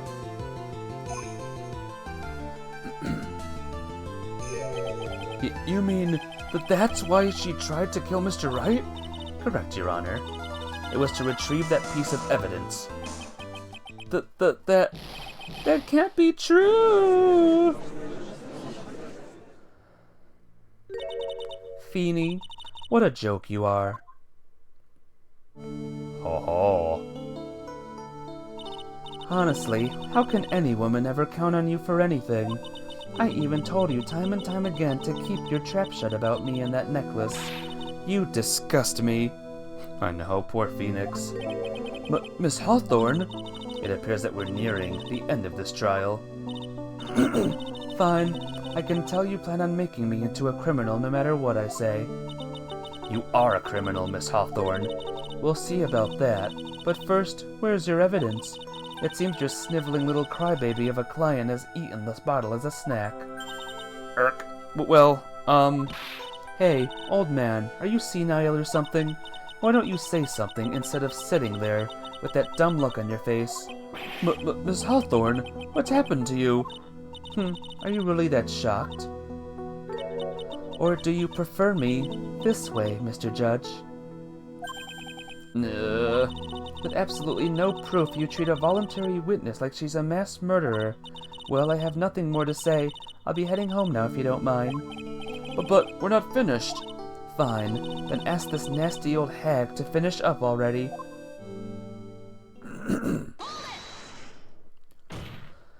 Yeah, get back here. I can't let her get away this time. Stop, Mia. If you keep on pushing without any evidence, you could pay the ultimate price as a lawyer. The ultimate price? You'd be forced to take off your attorney's badge forever, I'm afraid. No! You'd better think it over carefully, Miss Fay. Or should I say, Miss Gray. Well, Miss Fay, can you provide evidence that would establish her guilt once and for all? If I mess up here, my career as a lawyer is over. But to be honest, at this point I don't have any evidence that's well-founded. Even so, I'd rather lose my attorney's badge than let her get away with murder. Your Honor, the defense would like to present proof. Better say just in case. Impossible. You can't possibly. Stupid woman. It is the opinion of this court that there has already been enough discussion. Therefore, I will allow only one piece of evidence to be presented. Just one? If you are unable to establish her guilt, then I'm afraid that a very harsh verdict will be immediately handed down on Mr. Wright. I understand, Your Honor. I can just imagine the headlines for tomorrow's newspaper. Up-and-coming lawyer plummets to earth before she gets the chance to soar. She was planning to poison Mr. Wright.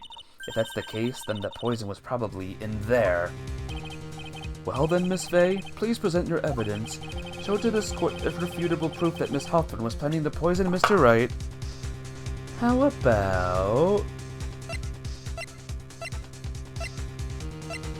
Cold Killer X!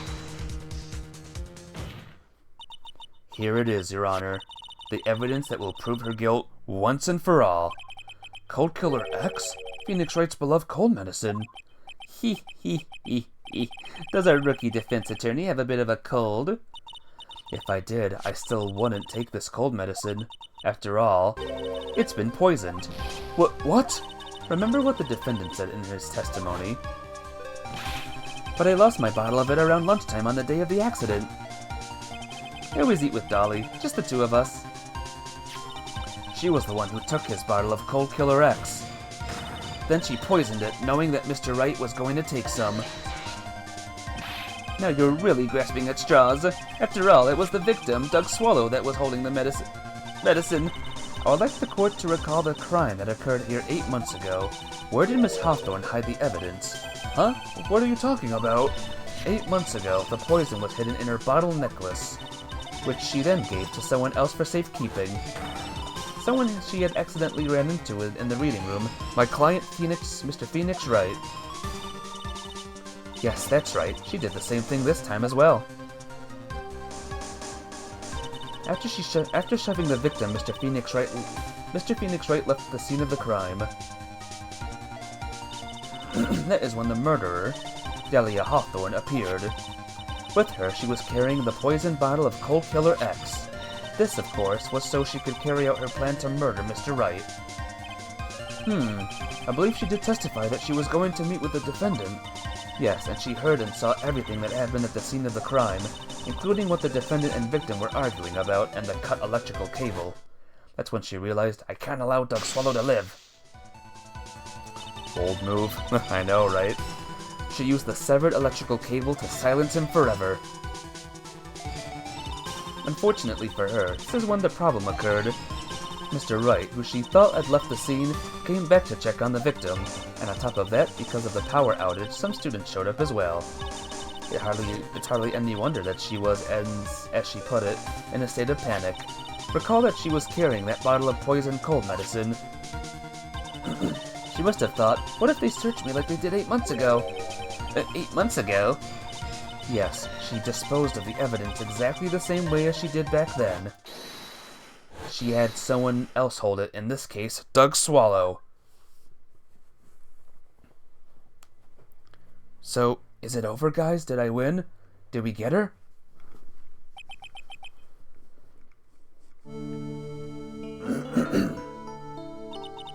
Oh, come on now, everyone. Surely you aren't fooled, are you? This stupid woman, she's nothing but a filthy, stinking liar. Right, Mr. Prosecutor? Huh? Yes, that's exactly right. It's just pure desperation. I wonder which one of us is the desperate one. So, Miss Hawthorne, this cold medicine, I wonder if you wouldn't mind taking some. Well, Mr. Wright ate that necklace of yours, right? Now it's your turn to prove your innocence. What do you say?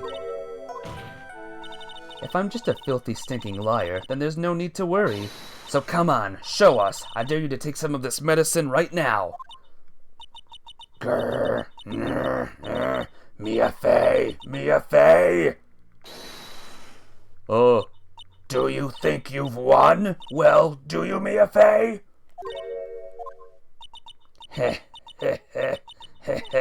That's just fine. For the time being.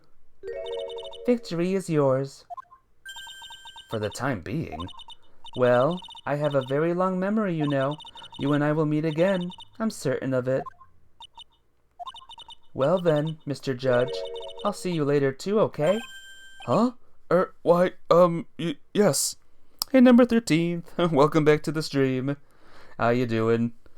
I think we just finished the first case, guys. I'm going to go spend a little quality time with the men in blue now. I wish you all the best.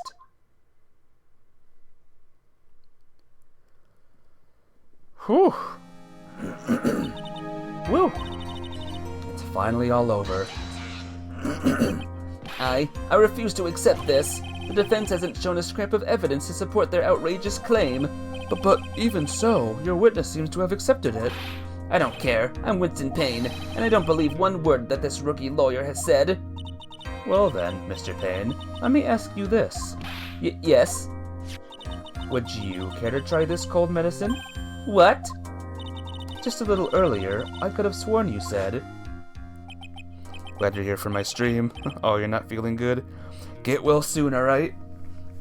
There. It's alright, rookie. For example, I would trust the witness, Miss Hawthorne, with my very life. So if she's so trustworthy, then I'm sure there's couldn't possibly be any poison in there, right? Well, you see, yes. And here comes the backpedal. Come on now, rookie killer. Show this rookie how it's done. How much trust do you really have for this woman? Are you willing to bet your life?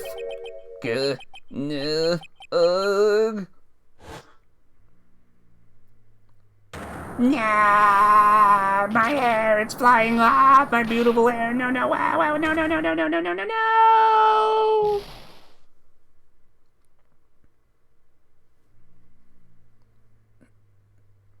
Oh my god. Mr. Payne, about Miss Dahlia Hawthorne. Yes, Your Honor. I'll file papers for her immediate arrest. Tragic, but not surprising.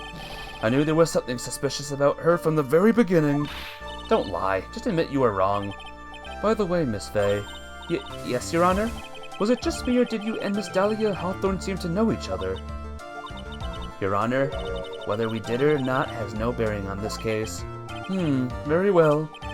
Mr. Payne? This can't be happening. It's a nightmare. It's like losing to my daughter. It appears Mr. Payne has lost his spirit along with his hair.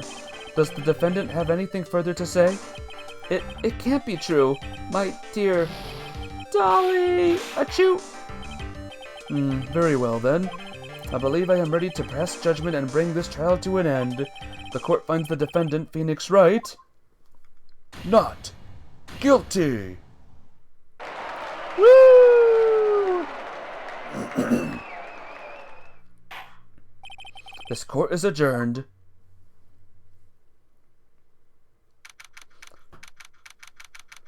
Oh my gosh. Easy win. Easy win.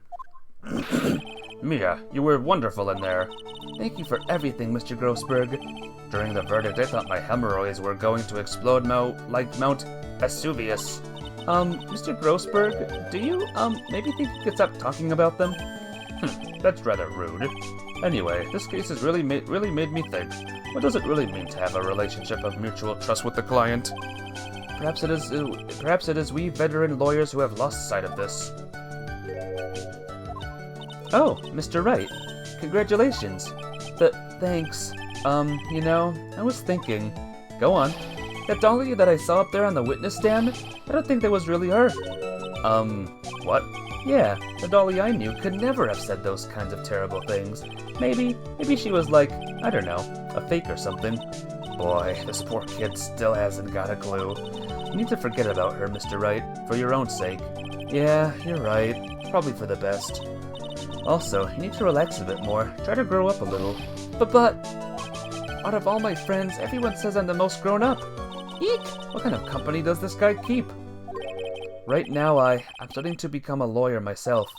That's what you keep saying. But I thought you were in the art department. Well, yeah, I am. But there's a friend that I desperately want to help. And if I hurry, then I should still be able to save him in time. I see. Say, Miss Fay, a lawyer is someone who can help people when they're in trouble, right? Mr. Wright, I'm still new at this myself, but I think that's exactly what a lawyer is. This is what court was actually like. People would be showing up to watch it like it was pro wrestling. I know. This would be the new pro wrestling. Okay, I'm going to do it. I'll study my butt off. I'll become a lawyer for sure. I hope we see each other again someday. Maybe even in court.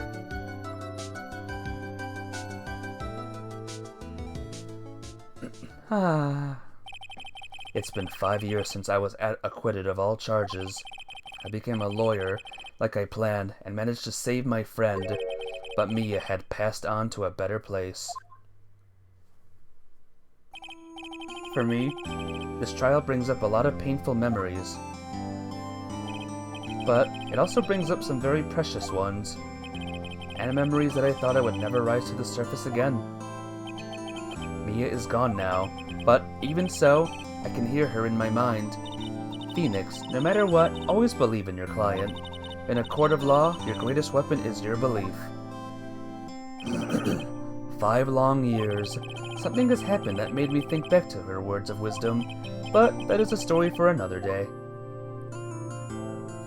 Woo! And that's the end of episode 1, guys. What'd you think of that case? Episode 2. The Stolen Turnabout. Oh yeah, Mia died. Mia died in the first game, actually. Well, on to the second case. The time is 1 a.m. Beep, beep, beep, beep.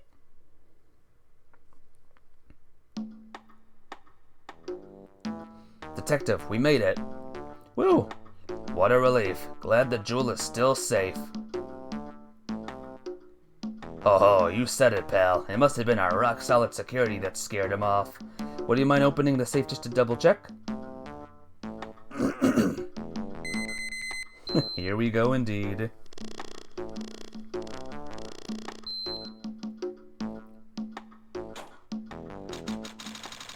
Wow. Huh? Ah! We've been had! Out front! Guards! Turn on the searchlights! Ah ha ha ha ha ha ha! Better luck next time, gentlemen!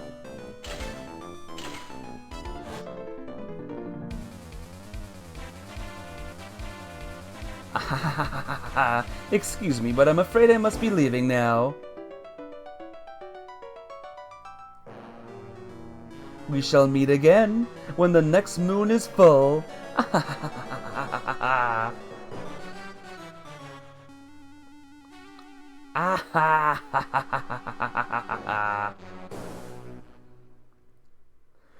Welcome to a very, very weird case, guys. Anyway, we are back in the present day, and guess who we get to see immediately? Hey Nick, get a load of this. Hey, are you listening to me? You can clean the toilet later. This is important. What are you freaking out about now? Hee hee. Today will be the last time you talk to me that way. Huh? We're about to hit the big time. Big time? And what do you mean by we? You don't mean you and me are... Huh, don't be silly. I mean talking about me and... Pearly, of course. Hello, it's a pleasure to see you again, Mr. Nick. Pearls, you haven't changed a bit. Wait, what are you doing here anyway? Hee hee, haven't you heard, Mr. Nick? Here, take a look at this. What's this? Some kind of poster?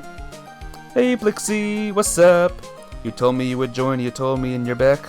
Welcome back. How you doing? Is Maya gonna be the defense on the one on the stand? We'll see.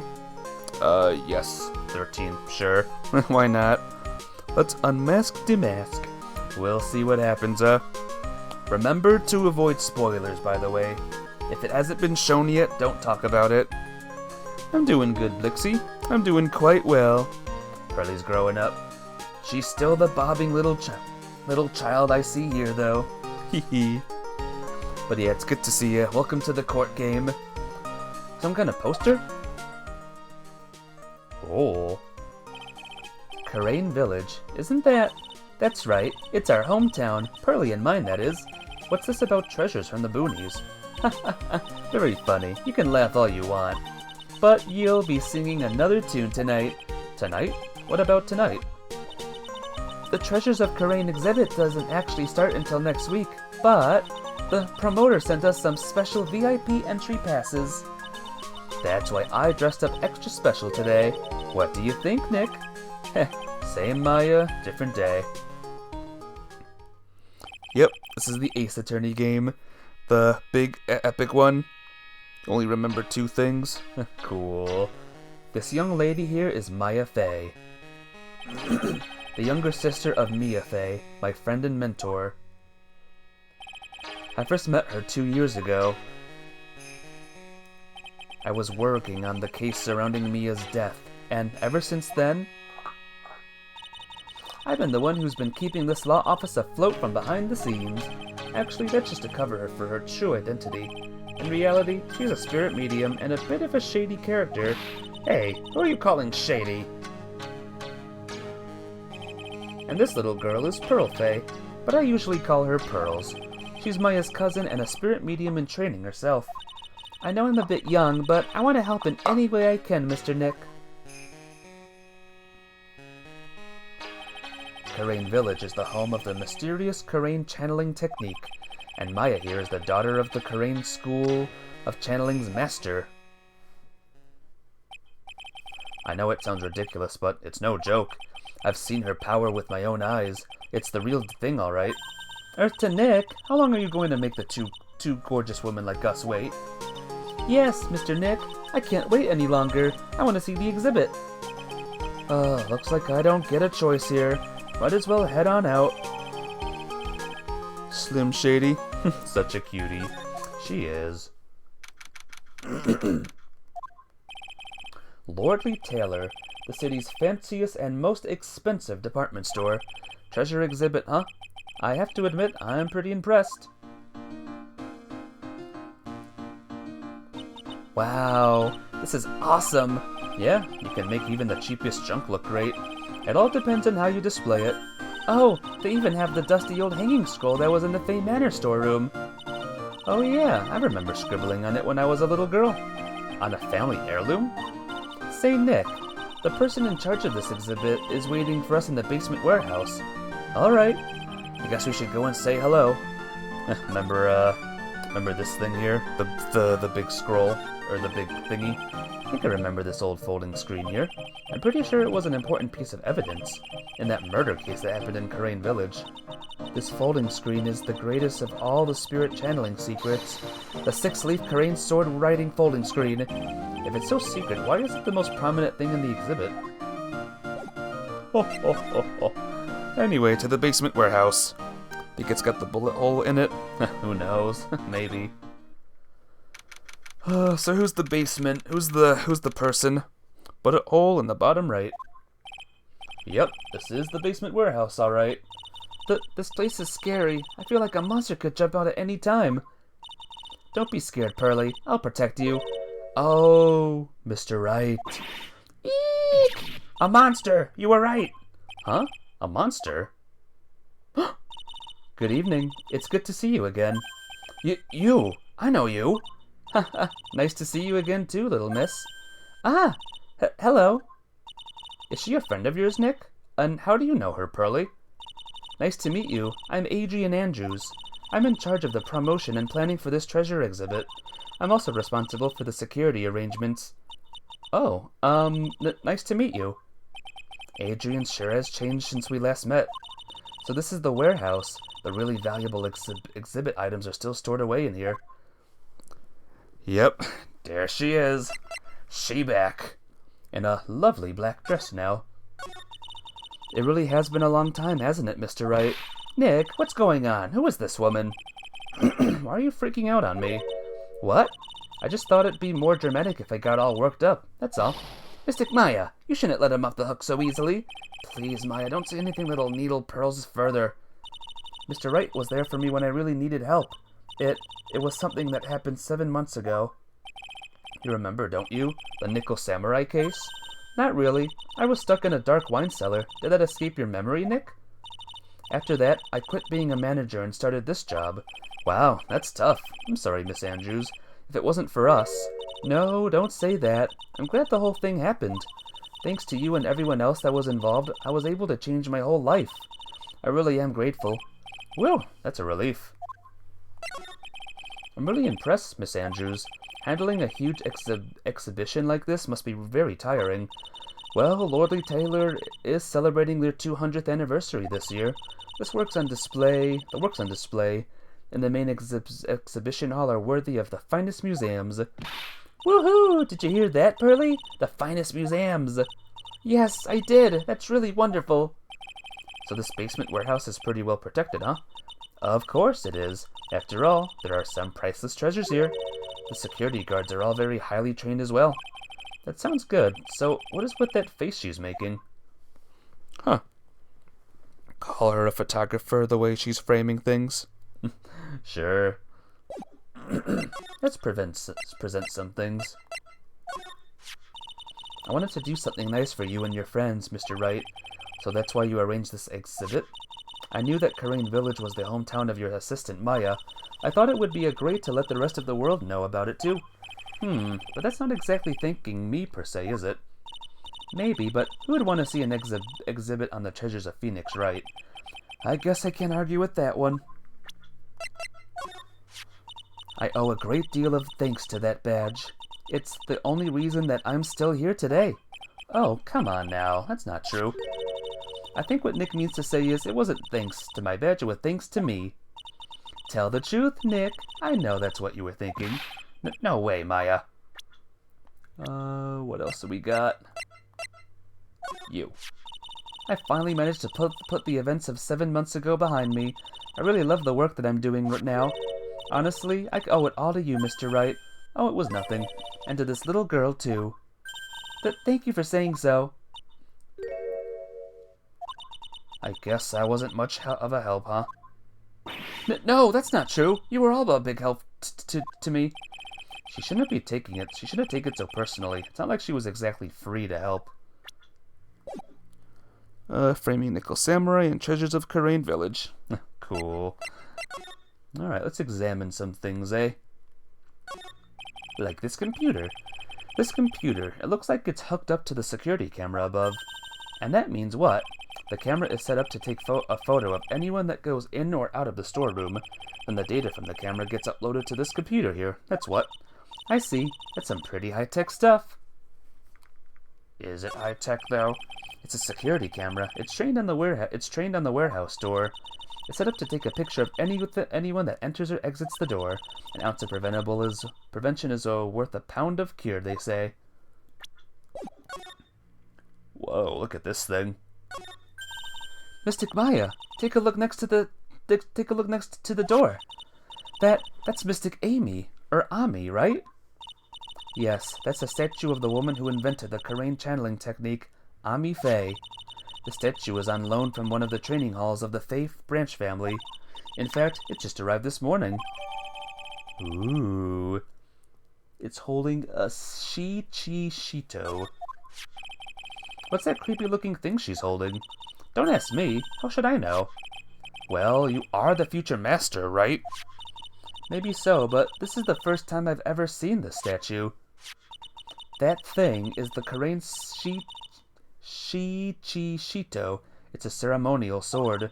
It's not a real weapon, so the blade isn't sharp. Aw, phooey. Wanted to cut something. What are you eyeing me for? Oh, look, it's already 8. Have you all eaten yet? Well, actually, I've already made a reservation at the restaurant on the 12th floor. Why don't we all dine together? Oh, I like the sound of that. Dine, it sounds so fancy. I'll have the kids' lunch. Haha, Pearly, it's dinner, not lunch. Why don't you go for it and really eat your fill with a kid's dinner? Okay, in that case, one kid's dinner for me. Shall we head upstairs then? After that pleasant evening, all that remained was to wait for the exhibition's opening. It was wonderful seeing Miss Andrews looking so happy. None of us could have imagined that the very next day, something terrible would happen. Oh no. What's the terrible thing, guys? Who's dead? Nick, this is terrible. What the? You're cleaning the toilet again? Never knew you were such a toilet freak. Give me a break, would you? My brain just hit the snooze button for the 5th time. I'm going to turn on the TV. They've got an update on the recent treasure heist. Based on clues found at the scene of the crime, authorities have announced they believe it was the work of the renowned phantom thief, Mask the Mask. Mask the Mask? According to a spokesperson, Lordly Taylor received a threat letter some days ago. This is the 5th heist by the phantom thief, who only targets rare treasures. Lordly Taylor? Well, Nick, what are you going to do? Don't you dare go back to scrubbing the toilet. Treasure? Lordly Taylor? You don't think... Yes, now get up, Nick. It was stolen by Master Mask. Our most valuable treasure, the Karain Sacred Urn, was stolen. What? So the murder was the urn this time. The urn was killed. Or kidnapped. Refresh my memory a little. What's the sacred urn? It's only the most important treasure in Karain Village, that's all. Look, it's right there on this poster. Don't you remember what's inside? The urn contains a very important soul, namely the soul of Mystic Ami Faye, the founder of the Karain channeling technique. Right, Pearly? Ah, yes, that's right. Hold up. I thought that urn had the name Ami written on it. Now it says I am. Any idea how that happened, Pearly? Well, teehee, there are some things best left unsolved, wouldn't you say, Mr. Nick?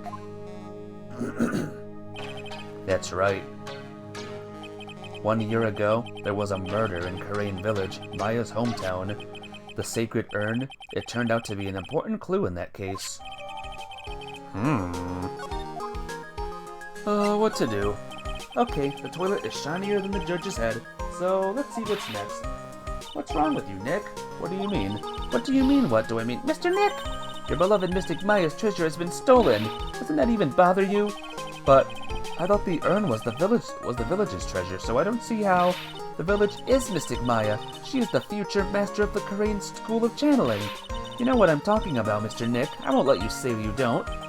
Okay, I do. So what am I supposed to do about it? Isn't it obvious? Go and find the bad guy who did this. Yeah, and get the sacred urn back. But I'm not a detective. I'm a lawyer. This has nothing to do with this. If you're a real gentleman, you would find it for your beloved Mystic Maya. Man, oh man, there's no winning against Pearls' fairy tale image of love. So, what's the name of this bad guy again? Mask to Mask, Nick. Make a note of it. Mask to Mask. It was terrible. I was arrested and everything. 1 year ago, the murder in Karain Village. A man was killed during one of Maya's spirit channelings, and this urn wound up being the key piece of evidence that proved her innocence. Mr. Nick, would you mind not telling Mystic Maya about that? You promised, remember? You said you wouldn't tell anyone I broke the urn. Oh yeah, that's right. Now that I remember, this urn used to say Ami on it. Until Pearls accidentally broke it into 1,000,000 pieces. She tried to secretly fix it. Let's just say it didn't work out so well. Sorry, I'm not so good at arts and crafts, spelling either. Anyway, this is how her gluing project turned out. She put the pieces together wrong, and now instead of Ami, it says I am. She can't spell. I can't believe no one's noticed this until now, a whole year later. I can't believe it myself. Well, let's go. Right, let's see if we can find some clues that might lead us to the bad guy. But it doesn't look like anything has been disturbed. Yeah, looks pretty much the same as it did last night. Bad guy, huh? Hey, you can't poke around here, pal. Wait a minute, that voice. Oh no, not him again. It's you, and I'm the one who should be saying not again. Why is it that every time something bad happens, you always show up, pal? I should be asking you that. Aren't there any other detectives? No, I should be asking you that. What are you doing hanging around here? Hey, I asked you first. Why are you here Alright, we got it. Why don't you two kiss and make up already? Hello. It's been a long time, Mr. Scruffy Detective. Oh, it's you, little missy. Actually, my name is Gumshoe. Detective Dick Gumshoe. Now is a good chance for you to try and remember it right. And if it's too long for you, you can just call him Dick. Okay, it's good to see you again, Mr. Detective Dick. Yeah, good to see you again, too, I guess. There's our good pal Gumshoe again. Of course he would be in this game. Mr. Detective Dick, can you tell us about what happened? Oh, you're trying to remember my name. Atta girl. It's Gumshoe, okay? Anyway, the thief stole something called the Sacred Urn. I know about that. Oh, well, the criminal's name is Master Mask. I know about that, too. Detective, can't you tell us something other than that? Well, I guess I sorta kinda owe you guys, in a way. The crime occurred last night at around 1:30 in the morning. How exactly do you know that? You got an emergency phone call from a guard at the scene of the crime, pal. He said the urn was just stolen. The scene of the crime? You mean here, right? Wrong. That urn was being kept under careful guard in the basement warehouse. Basement warehouse, huh? So who was guarding the basement warehouse? That guy. It's all his fault that the thief got away, pal. He solves one case and gets a swelled head, thinking that he's an ace detective. An ace detective? Hey, Detective Gumshoe, about this Mask to Mask. Is he famous? What? You're joking, right, Nick? Mask to Mask is the hottest thing since sliced bread. Sometimes he appears as a museum guard. Sometimes he appears as a big brown bear known to surprise unsuspecting victims. But underneath those disguises is the true Master Mask. So, he's some kind of master of disguise, huh? And he only goes after the finest works of art, pal. Last night it was his 5th heist. If Lordly Taylor had only cooperated, I could have caught him this time. What? Then you knew he was planning on stealing the sacred urn? Of course I did. The guy always sends his calling card before he steals something. Calling card, huh? They mentioned that on TV. So why do you call him an ace detective anyway? That's what he calls himself, pal. I didn't make it up. So, what's he like? Well, like I told you, Master Mask has made 5 heists so far. On the 4th heist, Mr. Ace Detective managed to get the stolen treasure back. Wow, that is impressive. All by himself? Yeah, I gotta admit it, pal. Maybe he really is as good as he says. Every time the thief sends one of his calling cards, we send our men on our stakeout, but none of us has ever gotten so much as a glimpse of the guy. But Mr. Ace Detective was able to retrieve the stolen treasure from the thief. Anyway, he's at the scene of the crime right now, looking for clues. So he's down in the basement warehouse, huh? So what's this calling card? Here it is. But don't show it to anyone. It's top secret, okay, pal? What's this mark on the front? That's Master Mask's signature emblem, pal. You could say it's his mark. All of his calling cards have got it on them. They didn't mention that on the news flash. We're withholding that detail from the public for operational reasons. The only way we can tell if a calling card is real or not is by this emblem. Alright. Another calling card. That makes sense. When you get famous, there are always imitators. Mr. Nick, if you work a little harder, maybe you can have your own copycat someday. Thanks, I guess. Let's see this, calling card. To the security at Lordly Taylor, I will be coming to purloin the most priceless work of art on display in your Treasures of Karain exhibit. Take good care of that speckled urn, won't you? Yours truly, Master Mask. Okay. To the basement.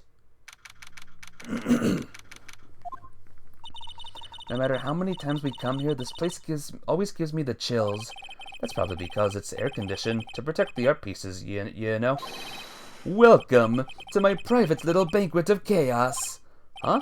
What the heck does that mean? Oh. I'm afraid I have very little to offer, but please, make yourself at home. Who are you anyway? Shh, silence. Now I see. It's all becoming clear. What do you see? Savari. The truth has once again been elegantly revealed to me. A lawyer and a spirit medium, neither very advanced at their trade. Am I wrong? Yikes, that's scary. How did you know that? How, you say? The universal skeptic would say that how is nothing but a question of why. I am a traveler of both time and space, and a swimmer of dreams. What is he talking about? I can't make heads or tails of it.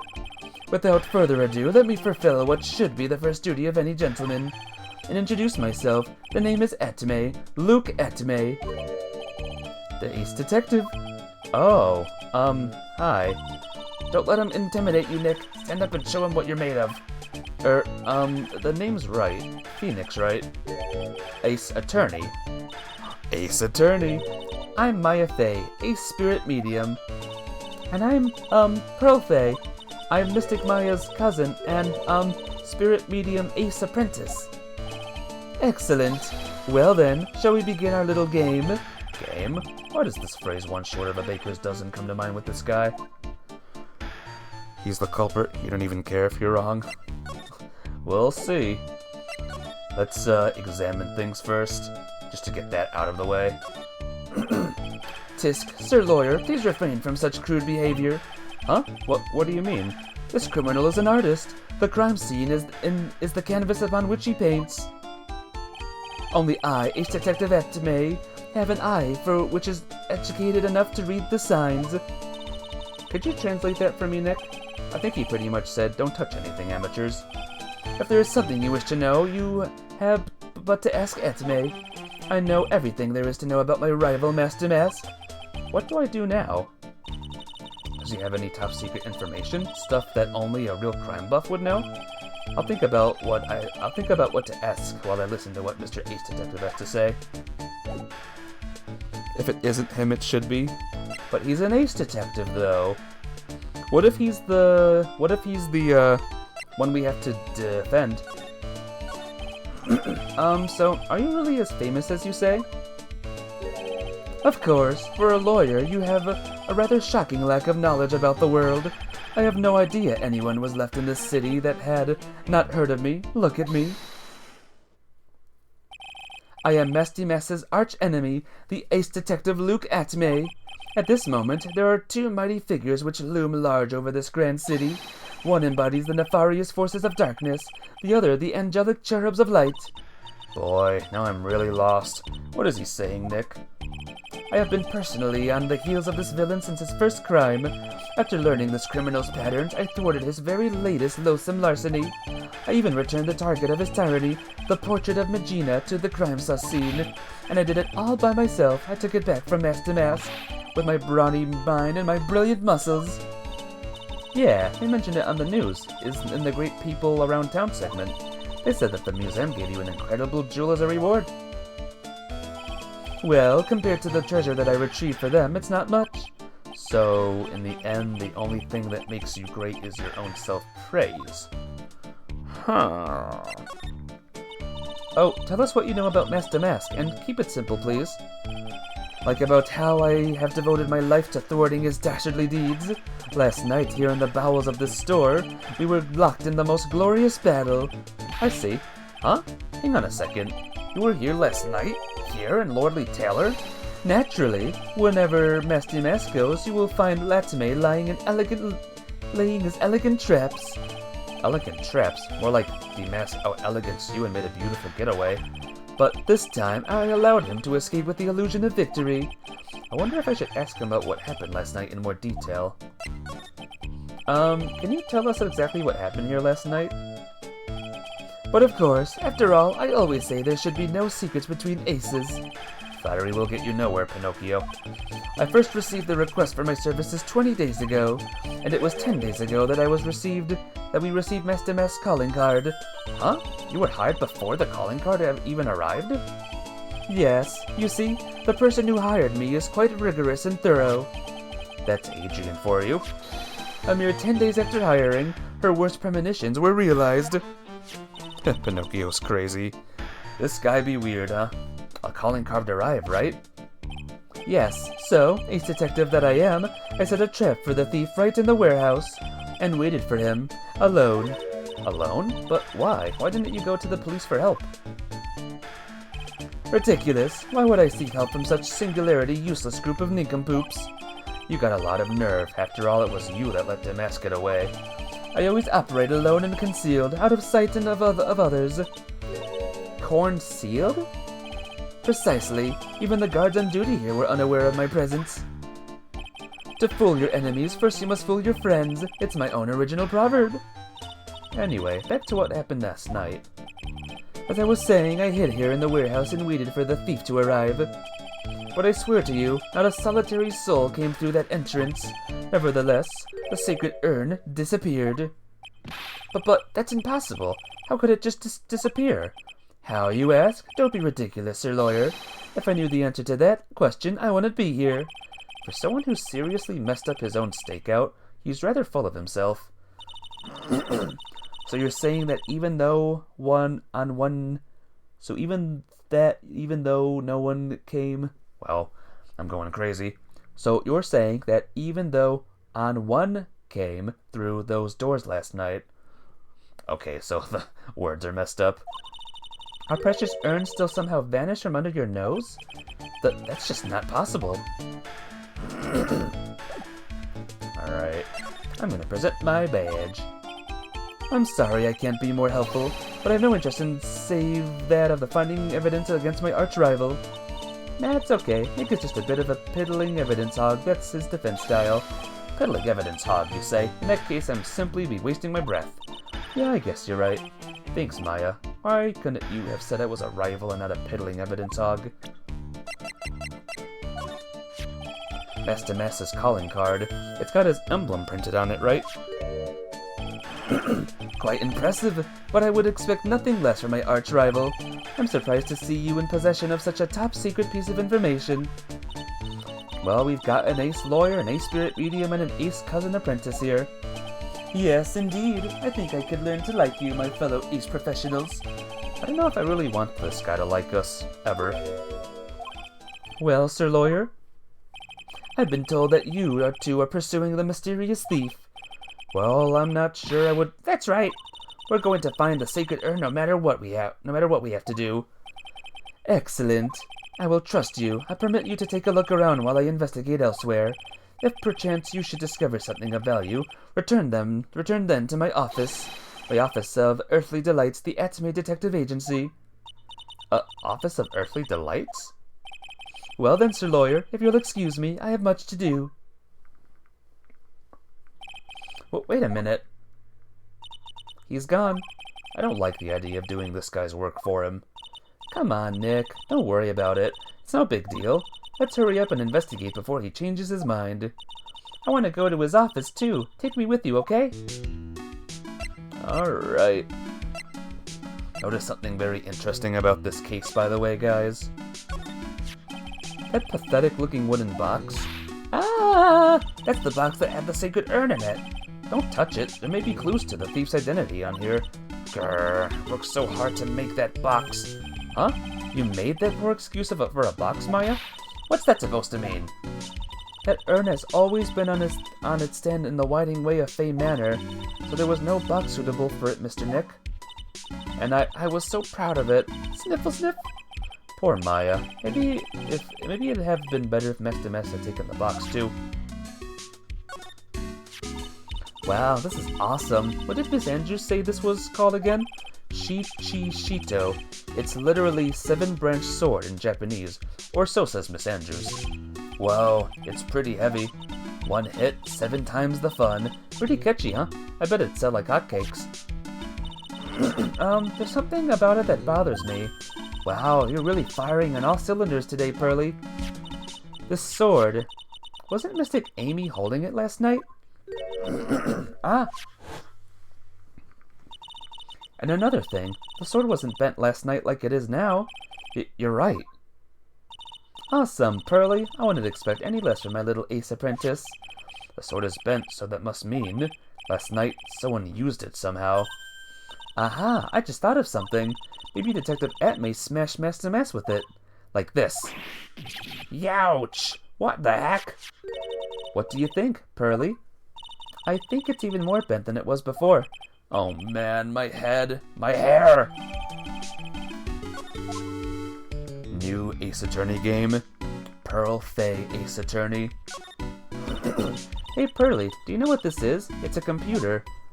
A computer? Oh, I've heard of those. It has such a cute name. Looks like this computer is for storing the data from the security camera. When something comes in or out of the warehouse, the camera takes a photo of them. It's probably the trap that the detective set up. Let's see if we can find the last night's data on this thing. Might even find a photo of Master Mask. Let me see here. Man, I really stink at working these things. What's wrong, Mr. Nick? You're sweating an awful lot. I don't know how to pull up the photos. I had no idea you were so pathetic with high-tech stuff, Nick. Yeah, well, I managed to print out the camera data anyway. I guess you have to learn to crawl before you can walk, right, Nick? Yeah, sure. Anyway, it looks like the camera works. Only went off once last night. Yay! Cool! Look, a ladder. That's a step ladder. So, what's the difference? You need to stop judging things based on narrow-minded cultural assumptions, Nick. Right, sorry. Why do I feel like we've had this exact same conversation before somewhere? No, nah, that's crazy talk. What's going on over here now? Look what you did, Nick. You spilled paint over here. I didn't do that. While it wasn't here last night, I would have noticed a color this outrageous. But this paint has already dried up. Well then, you should have cleaned it up before it dried, Nick. paint doesn't dry that fast. Besides, I told you it wasn't me. Looks like it's been several days since it was spilt. Hey, look at this. What is it? There's some kind of shape left in the bottom left of the stain. Huh? You're right. I wonder what it could be. Huh. This statue of Mystic Ami is so cool. I want a gold statue of myself. We could put it in the office. Hey, it's Wright & Co. How about a gold statue of me? Mr. Nick, I'm sorry, but I noticed something strange. Huh? What is it, Pearls? The statue of Mystic Amy? Was this where it was last night? Ah. Ho ho. I'm pretty sure it was closer to the door. Yeah, I think you're right. Great job, Pearly. I wouldn't expect anything less from my ace cousin. So the statue was moved on the night of the crime. Well, well. Alright, I think that's all. Hey, Nick. Your cell phone's ringing. Beep. Hello, Phoenix Wright here. Oh, ho, ho, ho, ho. It's me, Gumshoe. Gumshoe? What is it? What's so funny? I'll tell you what's funny, pal. I finally beat him. I've beat Mr. Ace Detective. Finally, this is Underdog is the alpha dog today. That stuck-up detective's met his match. Yep, I finally caught him. Lock, stock, and barrel. There's no escape for him. You caught him? Are you saying... You captured Master Mask? Bingo! Well, actually, he surrendered, but I still got him. Master Mask surrendered? That's great. So, when can we come pick up the Sacred Urn? Well, you see, I was gonna tell you. What? Something wrong? Do you think you can swing by the detention center sometime? The detention center? He wants to talk to you. Master Mask, that is. What? Wants to talk to Nick? I'll be waiting for you, pal, so get over here soon. The detention center, huh? Oh my gosh, you gotta go. Aw, bye, Mafia babe. Have a good one. I'll let you know how the case goes tomorrow, alright? Recover good. Oh, this is his office. Whoops. This is a detective agency? Looks more like a set of some B-grade horror movie. Hello? Is anyone here? It looks like nobody's home. What a waste of time. Hey, I know. Let's take that framed picture back with us as a memento. Don't you dare, Maya. Guess we'll have to try back later.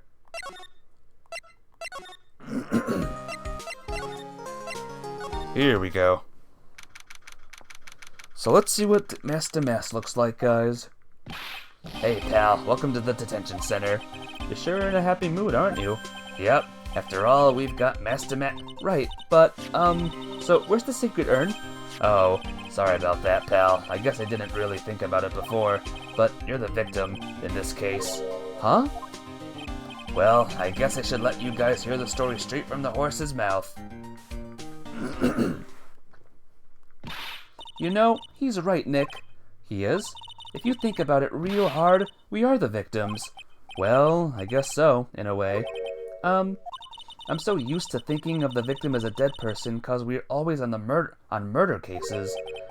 Excuse me. But anyway, I have to get the Sacred Urn back.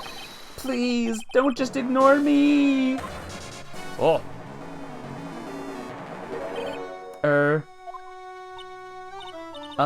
Who are you? I'm Master Mask. Okay? Hey, Nick, doesn't he look kind of, well, Gangly? Just watch, there's something being behind the frame painting. It's the murder weapon. I'm Rhonda Light, the famous Master Mask. I don't think this guy could punch his way out of a wet paper bag. Well, here we go, guys. Master Mask. So, you're the Master Mask guy? Yes, you bet. No, that's wrong. You see, it's complicated. Sort of yes and sort of no, if you know what I mean. Huh? What's wrong? Well, when I say wrong, what I really mean to say is that it's not right per se. You see, it's not spelled Master Mask, it's actually Master Mask. What's with this guy? Well, he's a timid little weakling, we know that much. Don't do that. Don't look at me like that! I don't need your pity! And a major crybaby, too. So, why did you give yourself up? Well, you see, it's because, well, I know why. It's because you stole such a priceless treasure. And now you're overwhelmed with guilt, am I right? Priceless treasure, that broken old urn. I have a little favor to ask. Yes? What is it? Could you go and talk to Desi? Desi? Huh. You like this fop already? Ron Delight. Look, we really want our urn back, so where is it? I'm sorry, I'll give it back. I really will. Or maybe not. No, I can't. I can't make promises I can't keep. I'll just end up hurting people. Mr. Nick, I couldn't hear what he just said, especially that last part. Mr. Damask, do you think you could speak up a little? Yes, sir. I will. I promise. Or maybe not. You see, I'm already speaking in my normal voice, so I really can't do anything. Mr. Damask, about the urn?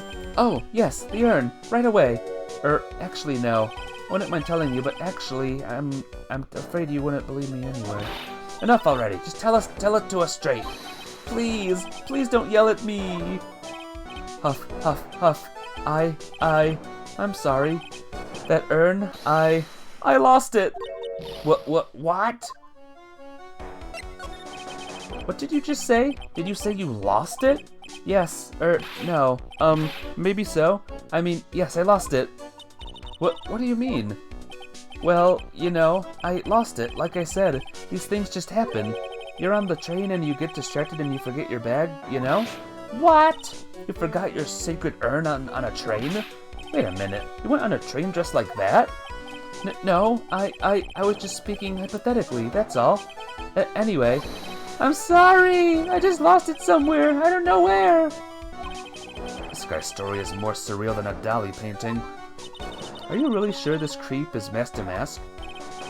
Maya, don't call him a creep. Although I do have to admit, I understand your doubts about this guy. So, who is this Desi person? Please don't talk about my wife like that! I guess she must be his wife. Huff, huff, huff. I'm sorry, the truth is, it was my wife that told me to have you all come here. Do you think you could go visit her at my hideout? Hideout? Mr. Nick, what does he mean by hideout? Oh, sorry. Actually, I meant to say my secret base. Secret base? Well, my apartment actually. Palazzo Pelpepe, 3rd floor. Let's go have a look, Nick. The Master Mass hideout. Something tells me she just likes the sound of the word hideout. Ugh, what a guy this is, huh? To Master Mass hideout. Yeah, this is very hideout-y. Wow, check this place out. No doubt about it. This is Masty Mass hideout, alright. Who is it? Is that you, Ronnie? Huh? Who are you people? Are you Desi Delight? That's right, I'm Desiree. Is that how you say that name? Desiree? Ah! Oh, you must be the lawyer, and the victim. Yeah, that's us. Your husband told us to stop by and speak with you. I'm Maya Fey, and this is Phoenix Wright, attorney at law. Nicky Boy and Maya, huh? I can't tell you how grateful I am that you decided to help my Ronnie. Well, you're welcome. Did she really just call me Nicky Boy? What a beauty, and that is how you pronounce that. Alrighty. About your husband. Hehe, isn't he the cutest? A bit weak sometimes, though. A bit? By the way, did you know they mentioned Maya on TV? Huh? Really? They said you own the urn and that you're doing some shady training at the law office now. Remind me not to watch that channel's news program. After I saw that, I thought it might be a good idea to meet the lawyer they mentioned. I see.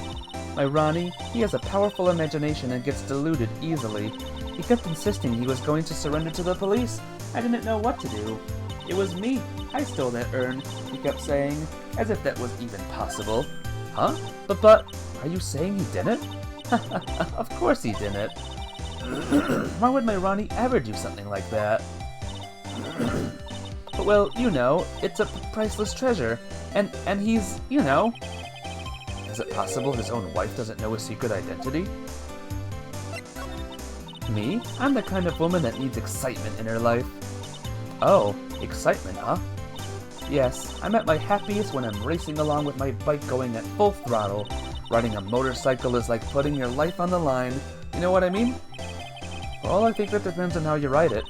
I'm the type that can't stand living a boring, dreary old life with no action. No offense, but your husband, Ron, doesn't exactly look like the risk-taking type himself. You're right about that. He's definitely not one for thrills and danger. She's the actual thief, you're willing to bet that much? Are you changing your vote? But I do have to say that he makes up for it in other ways. Other ways? Yes, money. Ronnie is incredibly rich and super generous. He bought me a bike that's so fast it would make your head spin. And shopping? I like to shop so much it makes Ronnie's head spin. The other day it actually happened. His head actually started to spin. Man, talk about a high-maintenance wife. So where does Mr. Delight get all this money from? Ronnie is a security guard. They put their lives on the line, right? So they get paid tons of money in return. Tons of it. He's a security guard? I think it's my turn for my head to spin. Bet low then. Bet low. Is that a spoiler, D. Williams? Maybe best not to just say anything. If you're going to say things like that. Can you tell us about what happened last night? What time did that incident take place again? What time was it again, Maya? Well, according to Detective Gumshoe, it was around 1:30 in the morning. Last night was horrible. I got pulled over. You'll go dark. It's for the best, D. Williams. Just don't spoil things, alright? Just don't say anything if we haven't seen it yet. Pulled over? Yes, I always do my best flying at night. Flying? You're talking about your motorcycle, right? Alrighty, I'll see you soon, D. Williams. Yes, anyway, last night I got pulled over by a policeman. I can't believe he caught up to me. It was a great chase, let me tell you. When he finally caught me, the poor man was as white as a sheet. It was about 3 in the morning when I finally got home. Sounds like she's got an airtight alibi. Well, what about Mr. Delight? I don't really know. We weren't together at the time of night. When I got home, he was already fast asleep. So basically he's got no alibi. How about... check this out. So what do you know about this? No, you can't show her that, Nick. That emblem is top secret, don't you remember? Oh, oops, sorry about that. But the way she just said top secret was a worse giveaway than what I did. Oh, when I hear the word top secret, it just piques my interest like nothing else. Let's see. Excuse me, but would you like to take a look at this? Nope. Alright, let's keep presenting things until we can find the right answer. Go! As long as I've got my motorcycle and my Ronnie, I'm happy. Oh, that's so sweet. Oh, that plus a little excitement and a little shopping money, then I'm happy. Now she's starting to sound a bit greedy, don't you think, Nick? I know he doesn't look it, but he can really get things done when he puts his mind to it. Really? So when exactly does he put his mind to it? Well, not very often, I admit. What exactly does Miss Delight see in her husband anyway? Wow, you must have been really skyrockets when you first met to love him so much. Skyrockets? You know, people still use that word. Skyrocketing flight. Miss Delight? About your husband and Master Mask? Master Mask? Of course, I know all about it. My husband is his biggest fan. Yep. What? Huh? But biggest fan? Yes, and Ronnie can be pretty delusional sometimes. That's how this whole misunderstanding happened. Wait a minute. Did you say delusional? Yes, that's right. I just don't know what I'm going to do with him.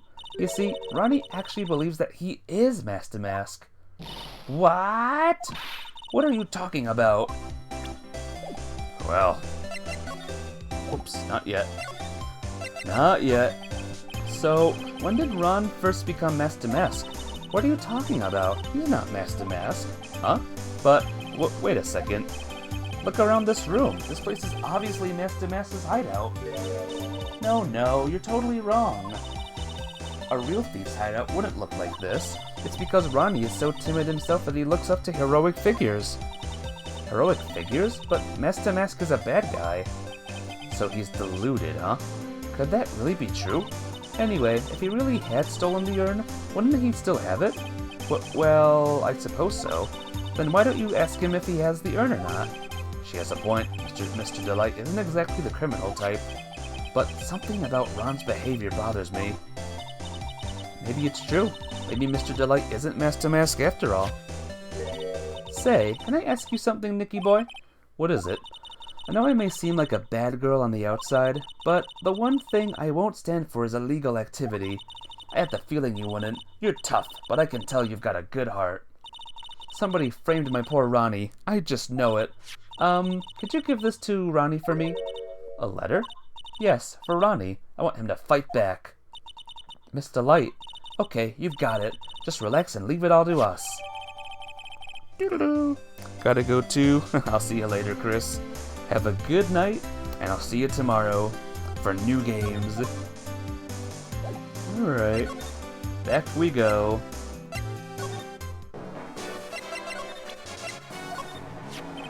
Oh, that's right. Here, this is from your wife. Oh, from Desi? Thank you. More like taken. My dear Ronnie, how are you? I'm doing fine. He's clutching onto that letter so hard that the ink is going to be squeezed out. He looks so happy. You should write a letter to Mystic Maya too, Mr. Nick. Alrighty, I'll see you later, D. Williams. Have a good, awesome night. Mr. Lawyer? Yes?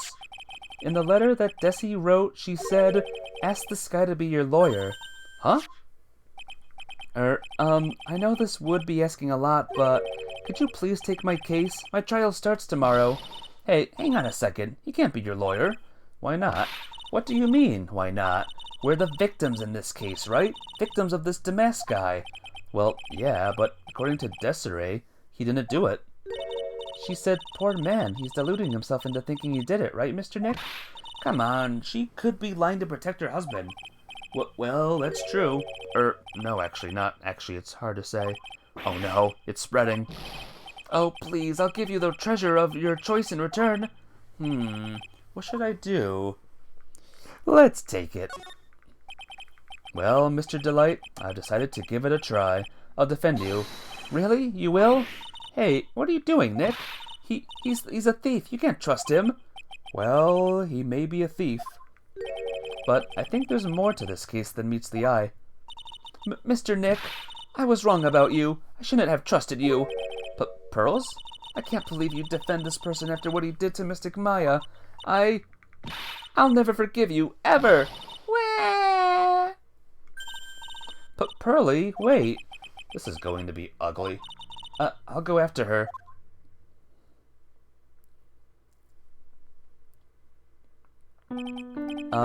Sorry about that. I didn't mean to cause any trouble. Well, you couldn't have known she'd react like that. Guess I might as well start investigating. Oh, Maya, where's Pearls? She said she's going back to the office. Go check in on her later, would you? And what about you? Are you okay with me taking Mr. Delight's case? Yeah, I'm fine, Nick. I believe in you. Sniffle. I think I'm going to cry. I know you have a lot of work to do. I really appreciate it. Okay, Nick, let's get this show on the road. Notice something interesting about this case, guys. This is the first case where there's no murder. Weird, huh? Ain't it strange? Ah, Mr. Nick, welcome back.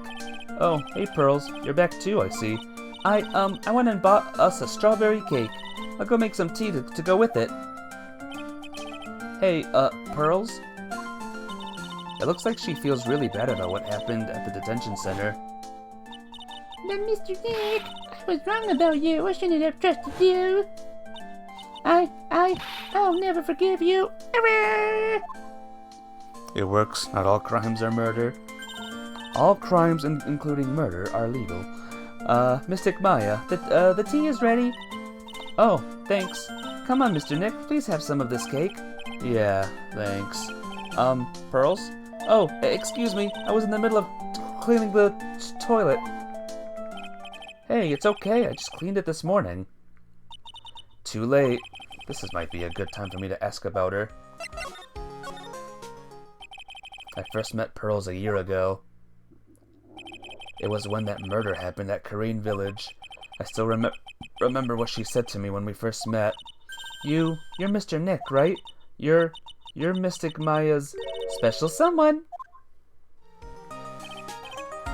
Hey Maya, I've always thought it was because she was young, but what? Pearls, I think she's got the wrong idea about you and me. Huh? There's something you need to understand. What is it? It's kind of like a Korean Village custom, sort of. Pearl seems to love you a lot. Well, it's because I'm her only cousin, and, well, because of the murder case last year, Pearlie's mother is... Oh yeah. I remember now. Pearls' mother, Morgan Fay. She's serving a prison term in isolation right now. So, you see, I'm the only family Pearlie has right now. But it's the same for me, too. Maya, my mother's gone, too. There are hardly any men in Korean Village. Now that you mention it, I never actually saw any men there when I visited. I'm pretty sure I told you about it a long time ago, about how spiritual powers run very strong in the Fey family.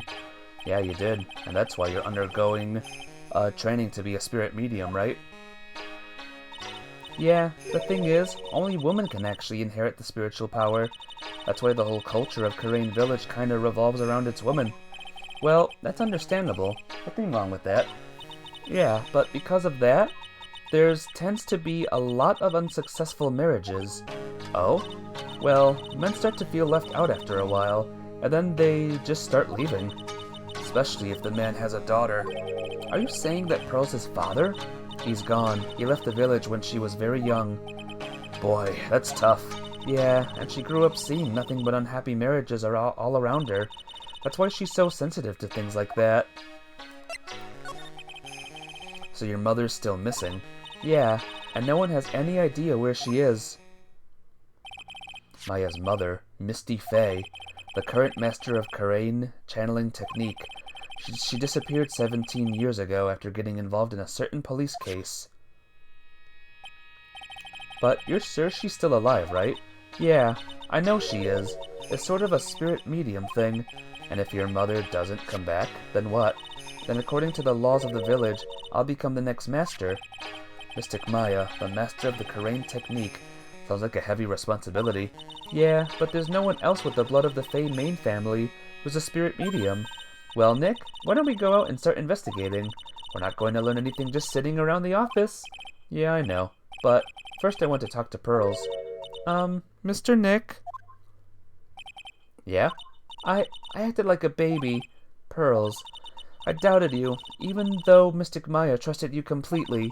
I guess I still have a lot of training to do. Mr. Nick? Yes? From the bottom of my heart, I apologize for what I said. Whoa! Thank you, Butter Deck, I think that's how you say that. Thank you for following. Welcome to the stream. I hope your day's going super good. I apologize for what I said. Oh, it's okay. I'm the one that should be apologizing. Well, I'm going out now for a little bit. Huh? Where are you going? I may be small, but I still have a lot of spirit channeling power, so I'm going to show you I can be useful too, by finding some evidence. Hey, wait up! She sure runs fast. Nick, let's back off and give her some room, okay? Yeah. Are you a fan of this game, Butterdeg? I love the Phoenix Wright. The Phoenix Wright games. I played these all the time way back in the day. Not there yet. Let's go to the Etme... No, wrong place. Here. Here we go. Maya! Oh, Miss Andrews. I'm so sorry. It's my fault. Your precious urn. Your precious urn! Please, calm down. What's wrong? Sniffle. It never ends. Everything I touch ends in failure. Maya, I'm sorry. I'll do anything to make it up to you. No, then I know you don't look it, but I'm good with my hands. I can make you another urn. Hold on, just wait, okay? Breathe, calm down and talk to us. Forgive me. What's going on with you? So when did you get the calling card from Mask to Mask? Let's see, exactly 10 days ago. I was going to show it to the police, but that detective stopped me. So you asked Detective Atmay to help with security? Yes. In fact, it was about 20 days ago that I hired him. He seemed to know much more about Damask than the police. So you hired him for security even before the calling card arrived? Well, yes, I had a premonition that something bad might happen. I've learned to trust my hunches. So that's why there are security cameras even in the basement warehouse. Yes, Lordly Taylor is very serious about their security measures. It was their way of saying bring it on to any potential thieves. Well, you sure brought it last night, and even left with a nice souvenir. Can you tell us a bit about the security for the treasure exhibit? It was all my fault.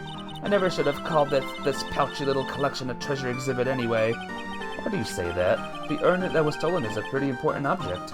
Maybe, but its actual value after appraisal was, well, practically zero. Zero? I polished it until it was just about glowing. I thought maybe I could make it look more valuable. But that urn contains the soul of Mystic Ami. Anyway, I left all the security arrangements to Detective Atmay, but 5 days ago, I began receiving all sorts of other exhibit items from Karain. Lots of people started going in and out of the warehouse down there, so maybe one of them was actually Mask to Mask in disguise. Now I personally checked out everyone that came through here, so that's not possible. Knowing Adrian, she probably even checked out what they ate for breakfast that morning. Oh dear. Poor Adrian. Miss Andrews. I know, it's all my fault. So real quick, I'll just present things. Because I kind of forgot. I'm wasting my time, she's too far gone. Mask to Mask. Alright, so presenting things is not going to help here. To the basement again? No. No. I remember getting lost a lot in this game, in this case. Hello? Well, how lovely it is to see you again, my dear. Welcome to my abode. Relax and soak up the atmosphere. We're actually kind of... Shh, silence. Precisely as I expected. What is? Zavari. The truth has once again been elegantly revealed to me. A lawyer and a spirit medium. Am I correct? I think we've already been through this. Ha, so my estimation was correct. Zavari. How cruelly elegant, truly elegant. Now then, what can I do you for? Talk to us, I guess. You mentioned before that you were on guard duty all alone last night. Precisely. This is my 5th encounter with my archenemy. I refuse to allow anyone to interfere with the rightful pursuit of my prey. I heard you've been after Mask to Mask since his very first theft. Yes, my dear, I see you've done your homework. In his very first heist, that vile thief pilfered the famous jewel, the Tear of Emanan. I first encountered him in the museum's sacred hall, the crime scene itself. So, that's why you were hired as security for the treasure exhibit? I'm pretty sure he said that Adrian Andrews hired him. Yes, I borrowed some equipment from Lordly Taylor and set up the perfect trap. You must mean the security camera. But I thought you were watching the area yourself too. So how did Mask to Mask manage to steal the urn? That's the $1,000,000 question. What is Damask's modus operandi? Mr. Atmay, do you know about the sacred urn? I'm interested in only one thing, my dear, and that is Mask to Mask. Sacred urn? That has nothing to do with this case. But wasn't that what Mask to Mask stole this time? I am a hunter, sir. The urn was nothing more than a lure to catch my prey. Do you yourselves remember the shape of the individual peanuts you throw to pigeons? I don't think I like this guy's attitude, Nick. Well, anyway, it looks like he doesn't know about the urn. There's something that's kind of bothering me. Please, my dear, ask me anything you like. After all, we are all but seekers wandering alone in the dark. Well, I was wondering how Master Mass managed to steal the urn. I mean, isn't it strange that you don't seem to know? Yeah, now that you mention it, it is strange. After all, you were on guard that night at the scene of the crime. Unless you were sound asleep, you should have at least seen Master Mask. Huh. Oh no. It's that time again. What the? It's a Cyclock. Cyclock? They're back. Hey Nick, what is this Cyclock thing? Well, your Megatama lets me see when people are keeping secrets. By breaking their mental locks, I can find out what those secrets are. What? This Megatama has that kind of power? Maya, you're the one who gave me this Megatama last year. Well, it's true that this Megatama is a prize Fae family heirloom, but Pearly was the one that actually imbued it with spiritual powers, right? That's why I don't really know much about what it can do. This is the woman that's going to take over the Karain Channeling School someday? So how do you do it? How do you break the Cyclock thing? Well, you present the Megatama to the person with the secret. Cool, I can't wait to see it in action. Come on, try it out. Oh boy, I think the future master still needs to learn how to be patient. So the real question is, can I do this now? Let's try it out. If not, then fudge. Detective Atme, you were standing guard at the scene of the crime. There's no way you didn't see Master Mask commit the crime. Well now, I can hardly see why you're so positive about that. Yes, indeed, I was guarding the warehouse. That much is true, but I can tell you for certain that not a single person passed through that door. I'm not sure why, but this Atme guy is lying through his teeth. I know, I'll show him some proof. Detective Atme, I have here proof that someone went through that door last night. There was a security camera set up at the scene of the crime. It should have automatically taken a photo of anyone that went through that door. Precisely. I hope you don't mind, but we've already gotten our hands on the camera data. As you can see, the camera went off exactly once last night. What? But my monocle didn't catch anyone in its flash. It must be some kind of computer malfunction. It must be. Maybe it was your monocle that malfunctioned. What? Are you saying I didn't do my duty properly? Detective Atme, you must have seen the thief last night. The question is, why are you trying to hide it? If he's hiding it, there must be some reason. Some reason that he desperately wants to keep hidden. And I've got just the piece of evidence that should prove it. Okay, let's suppose you didn't manage to Suppose you didn't manage to see Master Mask. In that case, the reason you didn't at the time is because you were unconscious. I'm afraid that making... Alright. Time to put your money with your mouth there. Show your evidence. Can I do this now? Yes. Detective Atme, you were knocked unconscious by the thief, weren't you? Surely you must be joking. You think that I, Luke Atme, could be knocked unconscious so easily? The sword proves it. That's... Before the theft, the sword was in the hand of the statue of Ami Faye. Furthermore, at the time it was not bent. There's only one explanation. You were struck on the head and knocked unconscious by this sword. Well, detective, how about it? I'm impressed. You truly are an ace attorney. Yay!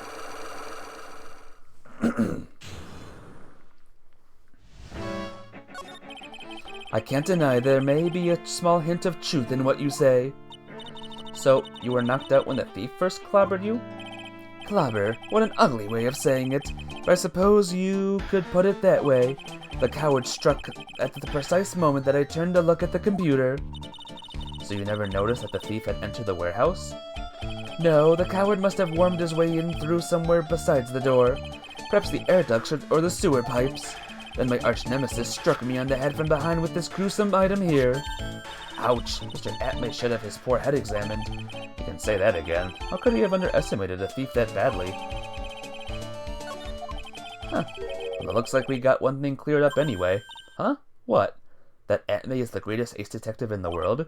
No, that he never actually saw the thief. Oh, that's right. So the thief may not even be Master Mask. Just one moment, Sir Lawyer. The thief was unquestionably Master Mask. But you never actually saw him. Perhaps so, but I installed a security camera for just such a contingency. Oh. Last night, the camera went off exactly once. Behold, this is the photo of the dastardly thief taken by the security camera. Oh boy. That's him! Master Mask. The thief can be none other than the arch-criminal Master Mask. After all, he has a very good reason for committing such a brazen crimes. What are you talking about? So, what did you mean by he had a very good reason? Exactly that. Mr. Delight had a very good reason to dress up and commit those crimes. There should be a green envelope somewhere in his room. You'll need to go and investigate. But how would you know about that? Have you forgotten? You are speaking to the finest ace detective ever to walk the face of the earth. The most brilliant mind since, well, ever. Look at me. Well, I guess we'd better go take a look, just in case. What a strange guy, huh? Well, time to do some examining. There it is. Hey, Nick, remember what Detective Atmay said? Exactly that. Mr. Delight had a very good reason to dress up and commit those crimes. There should be a green envelope somewhere in his room. You'll need to go and investigate. A green envelope, huh? Looks like this is it. Okay, let's have a look. If you don't want your true identity revealed to the world, come to KB Security at 1 a.m. on October 12th and bring $50,000. $50,000? This is a blackmail letter. It sure sounds like looks like a major clue, all right. Huh. Ding dong. Oh, someone's at the door. I'll be right back. Won't take but a second, I promise. Oh, thank you for coming. That's so nice of you. When I see a damsel in distress, I just can't help myself. Please, come on in. I'll make some coffee. Really? Okay, I guess I'll make myself at home, pretty lady. Wait a minute. I know that voice. Oh, Nicky boy, I'm so sorry, but I've got another guest. Ah! You're... Nick, it's you! And Maya too! What a fluke! Ah, Larry. Long time no see. What? You know each other? Nicky boy? Nick, do you and this girl have, something going on? Something? If you mean what I think, underestimated you, Nick. A gorgeous lady like this? And married too? Way to go, dude. I knew it. Just when things can't get any worse, it's time to cue in the butts. Larry Butts. Ever since grade school, he's been not exactly a close friend, but yeah, we know each other. Hey man, that wasn't nice. I was your very first client. We've got quite the storied history, he and I.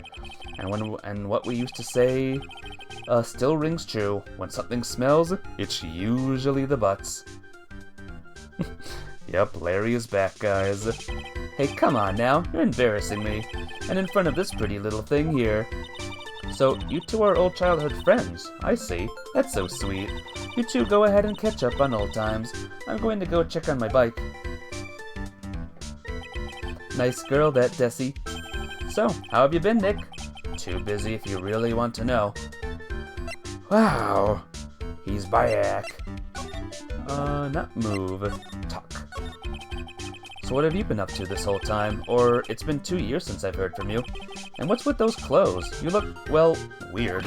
Hey man, that's uncalled for. This is my uniform from my part-time job. But I can't believe it's been 2 years. They say time flies when you're having fun. Ha ha ha ha ha ha ha. Huh? What's wrong? Nick, I gotta tell you. Woman, I don't trust him anymore. You got dumped again? Well, Benifer, I followed her all the way to Japan 2 years ago. That's where I met the famous Caddy Tom, and my whole life changed. Benifer? Caddy Tom? Never heard of either of them. Anyways, dude, Caddy Tom chose Hollywood over me. Can you believe it? Well, actually... Anyway, sounds like you had quite the adventure. Woman, they're so... Ah! Oh, But you're different, Maya. You're not like the rest. Looks like he's still the same old Larry. Why are you here? So what are you doing here anyway? Huh? What do you mean by that? I'm just a natural-born nice guy, that's all. Well, actually, I picked this up last night while I was working. A wallet? You say you found this last night? Yeah, had a driver's license in it, so I figured I'd just return it myself. Ron's wallet. Hang on, let me see that for a minute. I knew it. Desi's picture is in here. Yeah, I guess he really digs his wife, huh? Hey, Nick, it's not what you're thinking at all. No, I'm pretty sure it is. You haven't changed a bit. Aw, no way, man. I mean, she's a married woman. That's just bad news. He really is here just to check on Miss Delight. So, you said you found it at your job, right?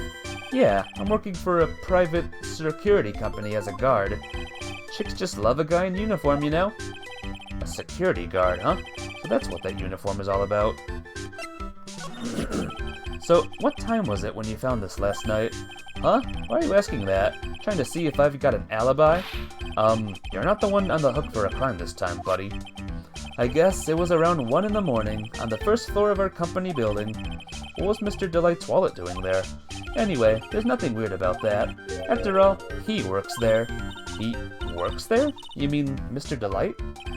Sure, here, take a look at this. It's right here in his wallet.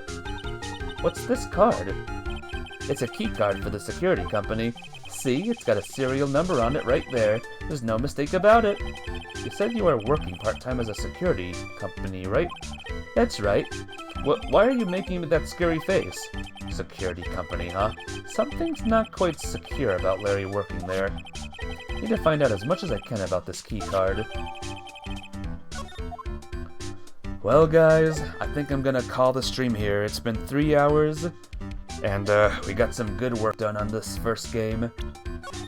Don't worry, there will be more soon, but tomorrow will be a new game, followed by another new game.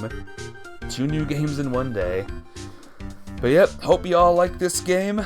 I'm enjoying playing it again. I hope you are enjoying watching it. Y'all have a good night, and I'll see all of you tomorrow. Bye-bye!